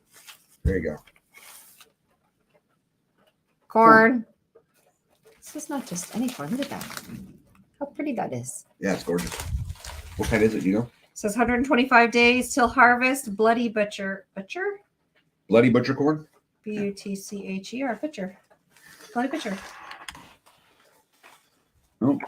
That is a lot of corn seeds. Bloody butcher corn. Here we go. That's a song. Oh, look. Look how beautiful that is. Isn't that pretty? Oh, I'm excited. Yeah, how cool is that, huh? Yes. Yeah, Faith says, dude, my dad went out in his tidy whities in a robe with a big old gun to find out what was going on next door. It was not attractive, but a good lesson. To put your pants on? Or was it effective? Because... Yeah, you'd be more crazy if you were in your tidy whities. Yeah, if you come running out of the house in your undies and somebody's like, that guy means business. I think that's why God blessed me with 2 guard dogs I didn't ask for. I named them Tag and B. Oh, no.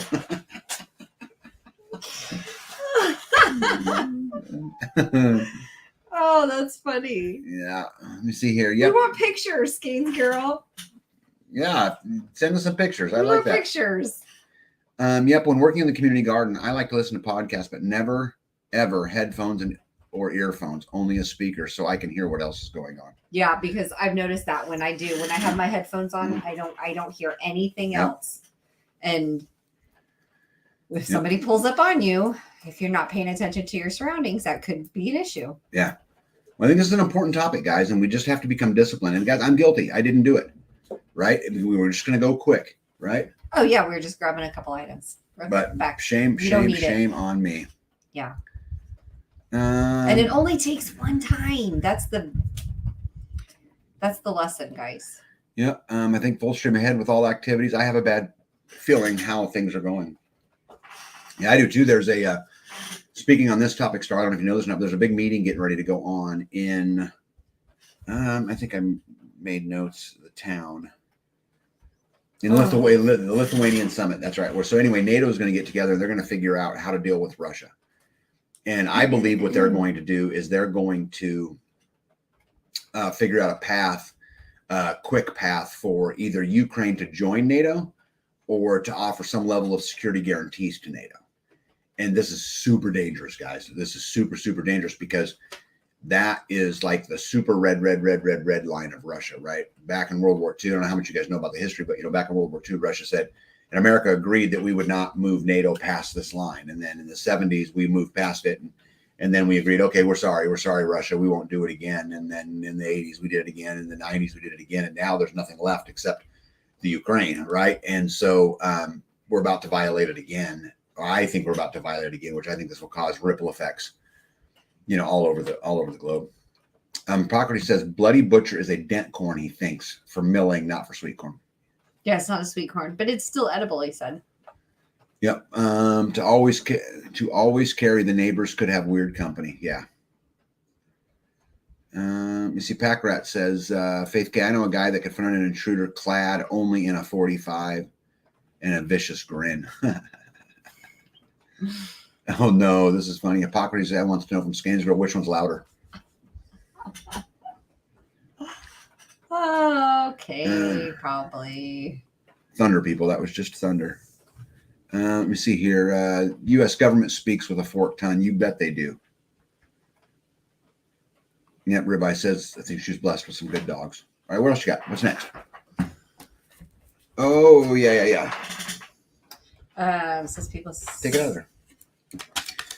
Here, you show that. There was a big joke, and this was many. Oh my goodness! I know, that's what I said. Oh my goodness! So there was a big joke a long time ago about, if you guys remember, Nowhere Homesteading came on, was talking about it getting around to it, and apparently that was a big joke. I'd never heard it before, but anyway, they spoke about it, and so look what somebody sent us. Check us out. A big round to it. So, it's the size of a CD. So it came in a CD case. Yep. So B, what are we going to do tomorrow? Turkey coop. I'll get around to it. See how that works? This is a great gig, guys. Yeah, you're getting around to it tomorrow. Apparently it don't work. This is like etched into this. That's really cool. Yeah, that is super, super cool. All right, what else? And this came actually in the package of all the electrical gear that we got. So we got a whole bunch of electrical boxes, switches. I think I spoke about this in our last live. And around to it. And that stuff for the community building that someone had donated is we're continuing that process. But that came in it too, and Fee just wanted to show it to you guys. Yeah, because it's what else you got in there, Plunkin? Pretty cool. Pretty cool. So we lost a couple of chicks. Oh yeah, we've lost a couple of chicks. They've just come up missing. Their little bodies were in the yard. Yeah, we found them. How is that missing? Oh yeah, well, they're not missing. We know where they're at. The dogs killed them. We have puppies. So training puppies around livestock guardian dogs around chickens. They bat them and play with them until they don't have any more energy, and then they. What's interesting about them is they don't really hurt them. What I mean by that is, there's like they're whole. There's no. They're not trying to eat them. They're playing with them, because I caught one of them with a baby, it was this big, a teenager in his mouth, walking around. A teenager, it was one of the babies. Well, it's not a chick though. I mean, it's a they've grown up some. But anyway, and I said, hey, drop it. She dropped it and the chick ran off. So it's not like they're chicks until they are of okay. laying age. Okay, whatever. They're chicks. The point is, they're not eating them. They're not doing that. They're just carrying it around, playing with them to death. They're loving them to death. Yeah, they were like batting at them, and so they two have passed. Yeah, I was today. We were up on the roof trying to get that roof in, and I caught Violet, which is one of the Livestock guardian dogs, chasing the chicks around. She wasn't hurting them; she was just chasing them around, and I yelled at her, and she looked at me and went right back to it. So I yelled at her again. She looked at me and went right back to it. So I jumped off the roof and went running, and with my tape measure in my hand, and I beamed it at her. I missed her, but I think she got the point. Did she go run to the house? Oh yeah, she ran to their lair, and I didn't see her for several hours. I need to figure out how to break them of it. My boxers, and guys, this is going to totally piss some people off. I'm about to tell you guys. I'm sorry, but I come from a generation that you have to escalate your level of violence until the lesson is learned. So just like with kids, this process works the same way. If you have a child who does something wrong in the first time, I think it's appropriate to say, no, don't do this. And this is why we don't want to do this. Maybe the next time we say no, maybe even the third time we say no, but there's going to come a point in time where you smack them, right? In my opinion. There should come that point. Some people never smack their kids. Yeah, well, and some people never tell their kids no. Yeah, look at the kids. Anyway, so my boxers, when we got chickens, they killed 5 of them before I cured them of it. So the first one was no, and the second one was a yelling no. The third one is I smacked them with the chicken, right? The fourth one is I kicked them in the ass. Well, the last time that this happened, I'm totally gonna make somebody mad. I'm gonna lose subscribers right here. The last time it happened, I was working, and they come running by with a silky. It was a silky. It was our baby silky. A baby silky in their mouth, chewing out water right by me, and I'm standing there with a shovel in my hand, and so right across its ass, kabam! And they've never touched one since. They have never touched him again. And it's like even like with kids, I even tell my kids raising up, why do you make me yell at you? If you just did what I asked you to do, we could avoid all of these problems. Anyway, Mandy Garrett, welcome. Oh, sorry, what did I got here? Let me see here. My wife was at the hospital, and I was going to go to her car, but went back into the hospital. When she came back to her car, the lady in the next car to hers got her head locked. Ooh, got her head locked off. That would sound. Head what? Lopped? Oh my gosh. That's horrible. Anyway, okay, let me get down here a little bit here. You see, Hippocrates said, I'm 56, and the lessons I learned from the worst whoopings I ever got, I still remember. Yeah. Eagle Lover says, no cookies for you. You guys, listen, I love my animals, but he is not that type. I am not, but I am the boss, and they're not going to kill chickens. It's just the way it's going to be. So either they're going to listen to me because I speak nicely, or they're going to listen to me all the way up to their dead. Somewhere in there, they're either going to quit killing chickens or they're not going to be here. It's just that simple, right? I mean, at some point you have to, and I think I was going to say something else, but I won't because you can't. Yeah, you have to cull aggressive predators. Well, the thing is, they're not even aggressive. One step closer. They're just playing with them. They are now. The puppies are playing now, but before the boxers, they were chewing on them. They were eating them. They were new to chickens, and they were like, hey, this is a great meal. Yep. Apply the tool of learning to the seat of instruction. Yeah, and Florida Mom Bear says they learned not to do it again. Yeah, and I've never had a single problem with them since. Nope. They walk through them. Yeah. Well, they actually lay in the middle of them now. Well, yeah. But when they're walking through them, they don't nip at them or anything. They just don't mind them at all. I wish they would have quit at the first no. Oh yeah. But I mean, and maybe this is just my way of thinking, and maybe I'm totally wrong in this, but there's only room for one alpha, and on my farm that's me, and that's the way it's going to be, and. So I'm not going to allow the dogs to choose what they want. I'm just not going to. They're going to get along with the rest of the livestock, or we're going to continue to escalate it until they learn one way or the other. And Eagle Lover, Texas. I'm going to leave yours up there. No cookies for you. Towards Joy and Freedom says, I totally agree. Tag, corrective until the behavior changes. Yeah. And if no isn't working, what do you do next? You can get a shock collar, right? You put a shock collar on them and shock them, because then it doesn't make you feel so bad for hitting them. But what's the difference? You're shocking them. Well, What's the you difference? could just let them have free reign. I mean, we had a friend who had a Cocker Spaniel. She was afraid of the Cocker Spaniel. She was like, "Oh no, I can't take it away. He'll bite me." And I'm like, "Are you kidding me? You can't just let your dog eat your food if you're hungry." And she's like, "I can't. It's gonna hurt me." I'm Yeah. like, "You're kidding. Wow. You're afraid of your dog." Yeah. Take the dead chicken and wrap electric fence wire around it and energize it. Yeah, I'm going to put fence on this new paddock, but I really want the dogs. I just want them to learn to do it without having to go through all those things. But I will. I'll escalate it to whatever level I have to escalate it to. Me and B have been talking about shock collars, but I mean, like I said, it took 5 chickens to cure the last ones. I don't know if this is better or worse. I've heard that the livestock guardian dogs, I've never had them, are way more defiant, and you really need a strong hand, to keep them doing what they're supposed to be doing. But I guess we will see if that's true or if that's false. Yeah. I heard an old farmer who would hang a dead chicken around their neck all day and would stop the dog with the chickens. Is that true? Ooh, see that wind blow up? That's awesome. Yeah, I don't know if that's a myth or not. I've never tied a dead chicken to him, but oops, sorry. Gregory says, take the dead chicken, tie it around their neck. After a while, have to change of heart and don't do it again. Yeah, I got to do something. I've had I think that they did. We know somebody who tied the chicken around the dog, the dead chicken around the dog, and it didn't help. That dog didn't help that dog. Yeah. Tag, the people that don't understand that about discipline don't understand the processing animals on the farm either, and many other necessities of life. Yeah, well, it's not about being mean. In fact, I think you need to provide your animals the best possible life you can, but they have to understand that, that they're not going to be the alpha. They're just not going to be. And it's just the way it is. Eagle Lover said, isn't there a way to train them to be livestock guardians? Well, they are livestock guardian dogs, Eagle Lover, and they've grown up that way.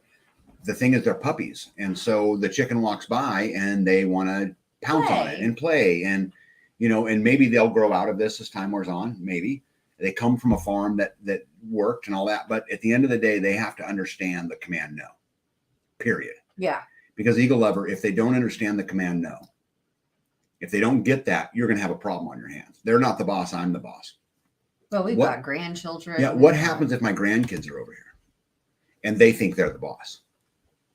When I tell them to stop or enough, to back off, to not jump on, whatever it is, they have to listen to me. And I absolutely will escalate it until the point they listen to me. There's just no other way. Let me see here. This is why we are pushing early voting and mail-in voting. They always have a plan. Of course they do. By the way, good evening. Pushing in early voting? Have you heard any of that? Oh, yeah. Yeah, I had to get rid of my dog after shock collar, et cetera. Nothing worked. So she had to go driving me crazy and wouldn't be broke. Yep. And then, you know what? If they don't listen, I think eventually you have to get to that point, right? Raven says dogs want to please you. They need to know that doesn't please you. Got to spend time with them scolding until they don't touch the chickens. Yeah, and they're getting better. When I say they're getting better, I mean, today she looked right up at me and ignored me. But typically we can tell them to stop and they'll stop. But they're still puppies. Well, and they're learning. I mean, yep. Out. When I say out of the coop, they move. They get out of the coop. Get out of the coop. So we are making ground. Yeah, Tamara said I would beat the dog with the dead chicken. Yeah, that may not be the next step, but that's a step up here, coming pretty quick here. They're awfully fast too. Yeah. Joel Riles has some great LDD training videos from what I understand. I know him. Oh, do you? Yeah. Mm-hmm. Yeah, I can call him. Yeah, Gypsy says there can only be one, and that's 100% correct. There can only be one.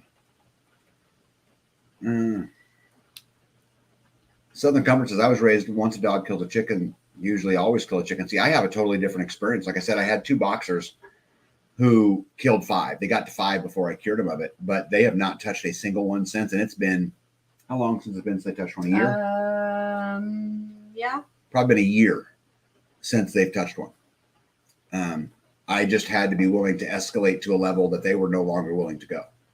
Right. As long as they're willing to continue to escalate with me, I have to continue to go up that road until they say, okay, Pops, I give. I won't mess with you right there because I don't, I don't want the outcome of that. And so, let me see. I will have to do a lot of work with Bee. She chases everything: rabbits, squirrels, raccoons. Haven't let any of our cats outside yet. You know what? I have a Bee that chases everything in my life. Yeah, mostly she chases rabbits. Yeah. Right? Yep. Oh, that's actually pretty funny, in my opinion. He that spareth the rod hateth the child. Yep. Yeah, I think there's a difference between being cruel and disciplining. And you can ask me. I take the puppies a cheese stick and I love them and I rub them and I play with them and I do all of those things. But no, he's a sucker. I'm a sucker, but I'm also, would you agree? Right. I am the boss, right. And I'm going to. They're not going to. And he doesn't like the animals. That's pretty much my job. Like he doesn't, pick out their dog food or correct them or, train them walking on the leash back and forth and sit and stay and heel. But if they're doing something wrong and he says no, then he's obviously I'm going to escalate it until they make quit. them know that no, I mean no. Yeah, Drummond's Live says electricity will change a bull's habits.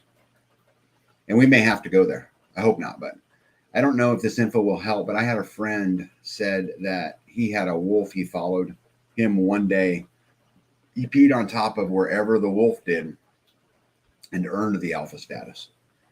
Oh, that's a lot of stops. I am not following the puppies around to pee on their pee. You want to do that? You're the dog. I don't know. I think that would be a boy thing too, wouldn't it? Or do girls do that? I guess Lily did that. Yep. Lily went over and peed where the other dogs peed. She was like, "Yep." All right, what else you got? The changing of the seasons, getting used to the schedules. This is big. Summertime. Yeah, big. The heat and the exhaustion and the. So what B's talking about, guys, is that, and we earlier today we were talking about this. This would be a good topic to talk about. Is that, every season that comes along, it changes our work patterns, and like we're on a schedule now where we work from early in the morning, typically till 2 or 3 o'clock in the afternoon, because that heat just bears down on us, and so we're running our errands, like going to the grocery store, or I got to move something, or I got to go pick up lumber, or whatever it is. So this time of year, that becomes an evening event or a late afternoon event. Yeah. So we're working in the morning. The heat bears down on us. We're calling it right there. We shower, we clean up, and we go do whatever's next. If B's got to pay bills, that's paying bills. If that's, inside processing food, or she wants to make soap, whatever it is, it's the other projects. That outside stuff stops. When the winter time, what are you looking at? That's when you do your stuff. Oh, stop. I just found the solution. I get you in the morning hours, and you can do whatever you want in the afternoon hours. Oh my goodness. This is not a good deal. Just found this out. This is great. I'll never get anything done. Right. I'll never get it. Do you have any idea how long it takes me to roll out all the tools, get everything set up, everything ready to go, and then boom, now I'm done? So if you work in your shop, you want to work all day long. That's what you're saying. I want to start a project and work on it until it's done. Anyway, back to the season. No compromising here. How about we just get your turkey / whatever building done, and I'll go back to what I was doing. And you can go back to the garden or whatever you were doing. Sound good? Yeah. So anyway, but this changes in the wintertime, right? So in the wintertime, it's really, really cold. So typically I'll get up early in the morning and I'll go run to Home Depot, let's say, for example. Yeah. I'll run my errands and let the heat of the day warm up a little bit right before I get out to work. And so I think I would encourage everybody that's out there that's wanting to homestead or going down that road to really think about what's the most productive hours of each day. Because prior to being a homesteader, I would have told you from 4 o'clock to 8 o'clock is the most productive time of the day. And in business, that's to me 100% true. But in a homestead, that's not necessarily Did you say true. from 4 o'clock? 4 a.m. to 8 a.m. In business, that's the most productive part. 4 a.m. to 8 a.m. Yeah, because you ain't got all the distractions. You can sit down and focus on what you're doing. The absolute best part of the day. If you're, there's no sun up. You can't, if you're doing working inside, I can see, I guess, flashlights. You have lights. I'm talking talking about about in a- outside. I'm doing talking about in a stuff. business, Oh. running a business, being in the corporate America. Your most productive time is that, but on a homestead, it's different. Which makes sense because you would always get 4 o'clock Right. phone calls, and I'm like, Well, it's because it was peaceful. Then you get, you start your work at 8 and all the employees show up and all that stuff comes on and it's just a mad rush. that's one Anyway, thing I don't miss is your phone going off Yeah. all night long. Yeah, I don't either. Anyway, but in a homestead, it's very, very different, right?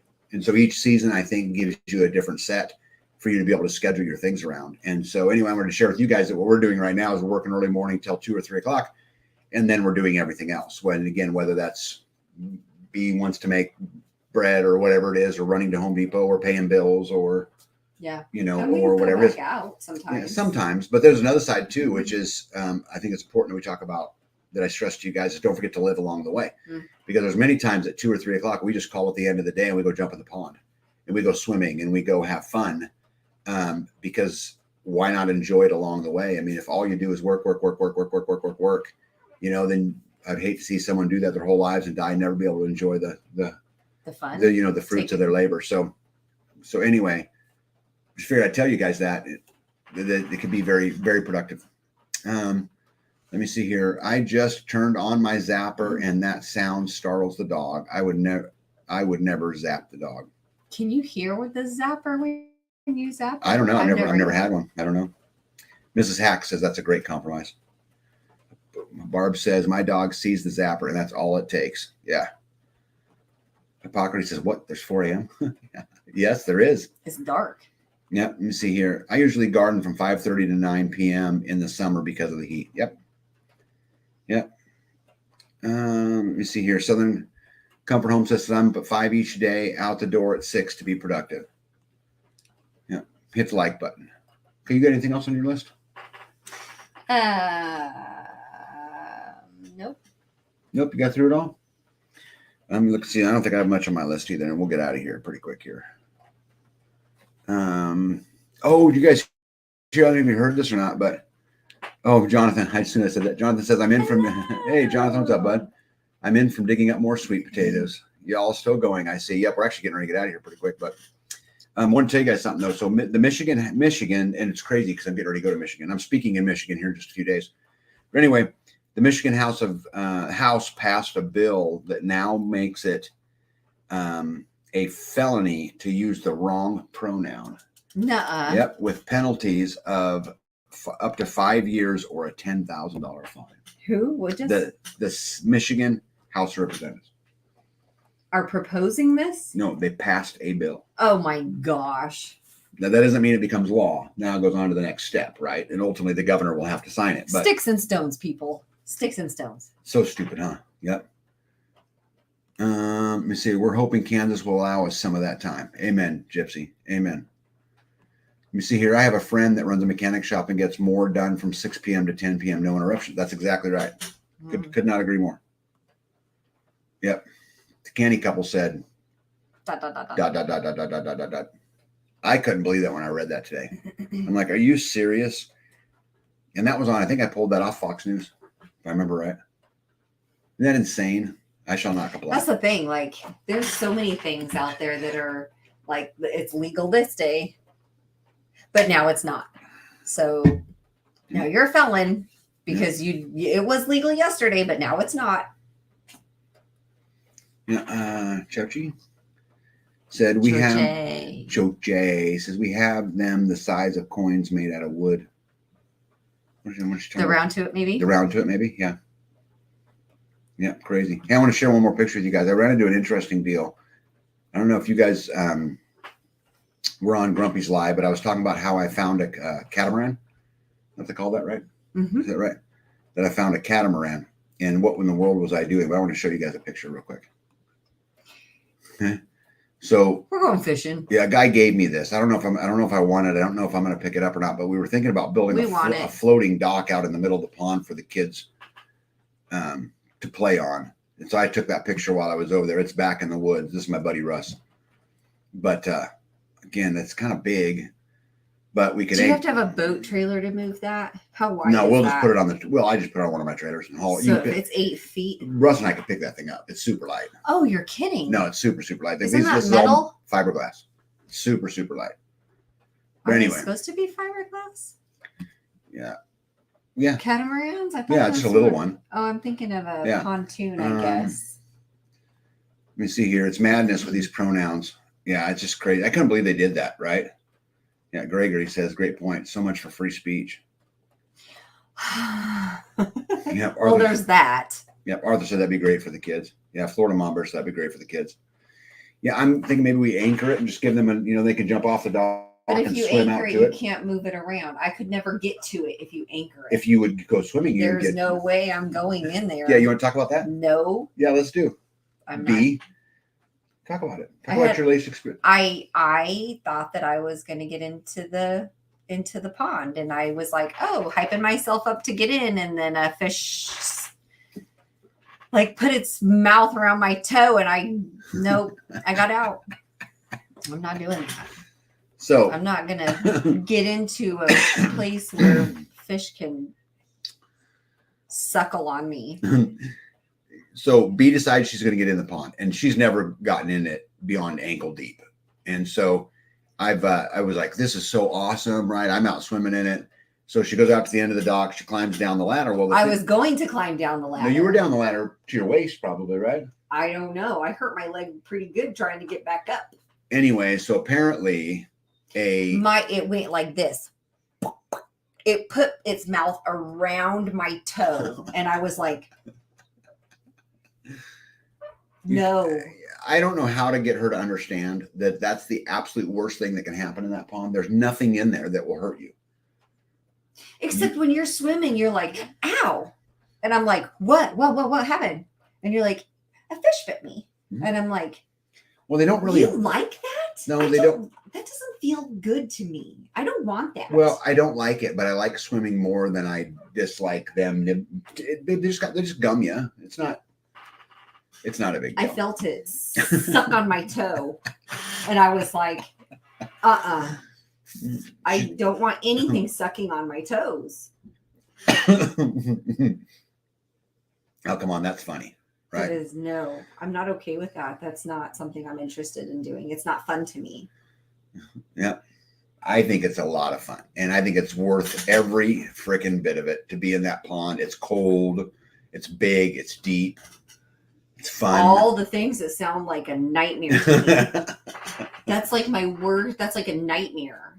Getting in the pond where it's cold and you can't see anything, and there's that will bite you. No, they don't. They gum you. That's all it is, baby. And That's like all that can happen. Like the snapping turtles just gum Yeah, you. she does have cute little toes, Southern Comfort Homestead. Oh, this one's funny. Eagle Lover says, are you going to whip your fish? Nope, not going in there. If I could catch them. Yep, Richter says, women pay to have fish eat the dead skin off their feet. I know, and that's not This me. woman, huh? No, my feet are not seeing. Yep, New Jersey has now started the New Jersey Safe Firearms Storage Map to show people where the state has places to safely store firearms for its citizens. Oh my goodness. Why would they be storing them for? Why couldn't they store them for themselves? Why have it if you have to have somebody else store it for you? And what could I don't possibly go wrong? understand.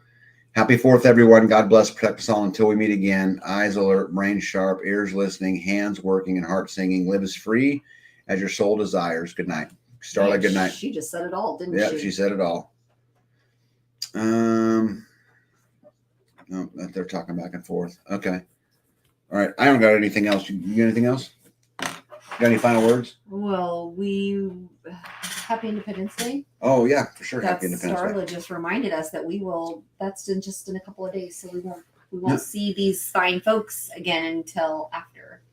There's a lot going our on between now and after. Independence Day. We have Independence Day. We're going to a large Amish auction a few days after that in Missouri, and they have 9 auction rings. 9. There'll be 9 auction rings going on at one time in the Amish community, and I can't wait to go. This will be amazing. Anybody wants to go with us, you're welcome to. It is on the 5th, right? Yeah, we're gonna need 9 friends to come with 8 friends. Yeah, I was to telling come me, I don't with know us. how I'm going to get to all the rings. Right. Yeah. We'll just figure it out, right? And then I'm Yeah. speaking in Michigan, right? Yep. And then we'll be back and we'll be able to do our next live, right? That's a lot going on. Yep. Yes. That's a lot going on. So be safe out Let me there, see here. friends. Yeah. Barb says, where in Missouri? Jamesport, Barb. Yeah, we'll be going up there for sure. So what do you got, any parting words? Happy Independence Day? Yeah. Be independent? Yeah. Keep your head, be independent. Keep your head on the swivel. Have fun. That's a good one. Be with your loved ones. Yep. Time is not promised to us, so take some time for yourself. Yep. Safety precautions. Farm accidents happen. Say wear gloves. Wear gloves. Wear gloves. Did it echo? You didn't say that for anyone in particular, did you? Yes. Oh, okay. No. Everybody, wear gloves. Keep your head on a swivel. Yeah. Have fun. Yeah. Do something you want to do. Yep. I think my parting words is don't forget the ripple effect. Every decision you make has an outcome, not just for you, but for the people around you. And it's okay, babe. I'm not picking here. P-Chicks it is. Yeah, I'm just saying I do the same thing, right? If I Yes. decide to go buy a $30,000 building that has to get up, that changes the flow of everything else, right? And so just try to when you're trying to homestead, try to think about this decision has what ripple effects, what infrastructure do I need in order for this decision to work, and then whose schedule am I impacting by doing this? And think about those kind of things, because I think the better you manage through it, I've told people many, many times, people ask me, what is it like living off grid? What is it like being a homesteader? Well, the truth is it's just a management issue. Everything's a management issue, right? Because you got to manage the energy, you got to manage the water, just like we're doing now. Yeah. Right. Did you not manage the air conditioning all day long? I did. That's what I'm saying. So everything's management. So why should it stop with turkeys? It's management, right? We get it in a particular order, as Indiana Mike said, right? What comes first, the turkey or the coop? Well, so The truth is the coop should have come first. The infrastructure should have come first. So, right. technically, but if you're waiting, you just do it, and then you're like, sorry. Well, maybe some of that's true. But anyway, just remember the ripple effect, because it absolutely affects everything. And I think Pack Rat said it real well here, obviously, which is hold the line. For those of you guys who asked and hear about the Amish auction, it's in Jamesport, Missouri on the 5th and the 6th of July. I only will be going on the 5th because the 6th, from what I understand, is mainly like the buggies and the livestock. Mm-hmm. I'm going to go up for like the produce and the, dry goods and the canning Livestock? stuff and Livestock. all of that. No. Livestock auction, P-Chicks. Yeah. That's interesting. Yeah. It's not off grid. It's just a different grid. Absolutely. It's totally true. Yeah. And that's funny. I am and me says, laugh my ass on at the fish toe part. She's such a Sally Ew. when it comes to that. But anyway, you guys, Some people don't like that. happy Independence Day. And, we work super, super hard on being free. Go celebrate your freedom. Take a little bit of time off and remember, what freedom really is. And it's not, working all the time. It's not also enjoy yourselves a little bit. And then we'll see you guys in 2 weeks. Cool. 2 weeks. Tag up. Be out. See ya. Hold the line. Don't give an inch.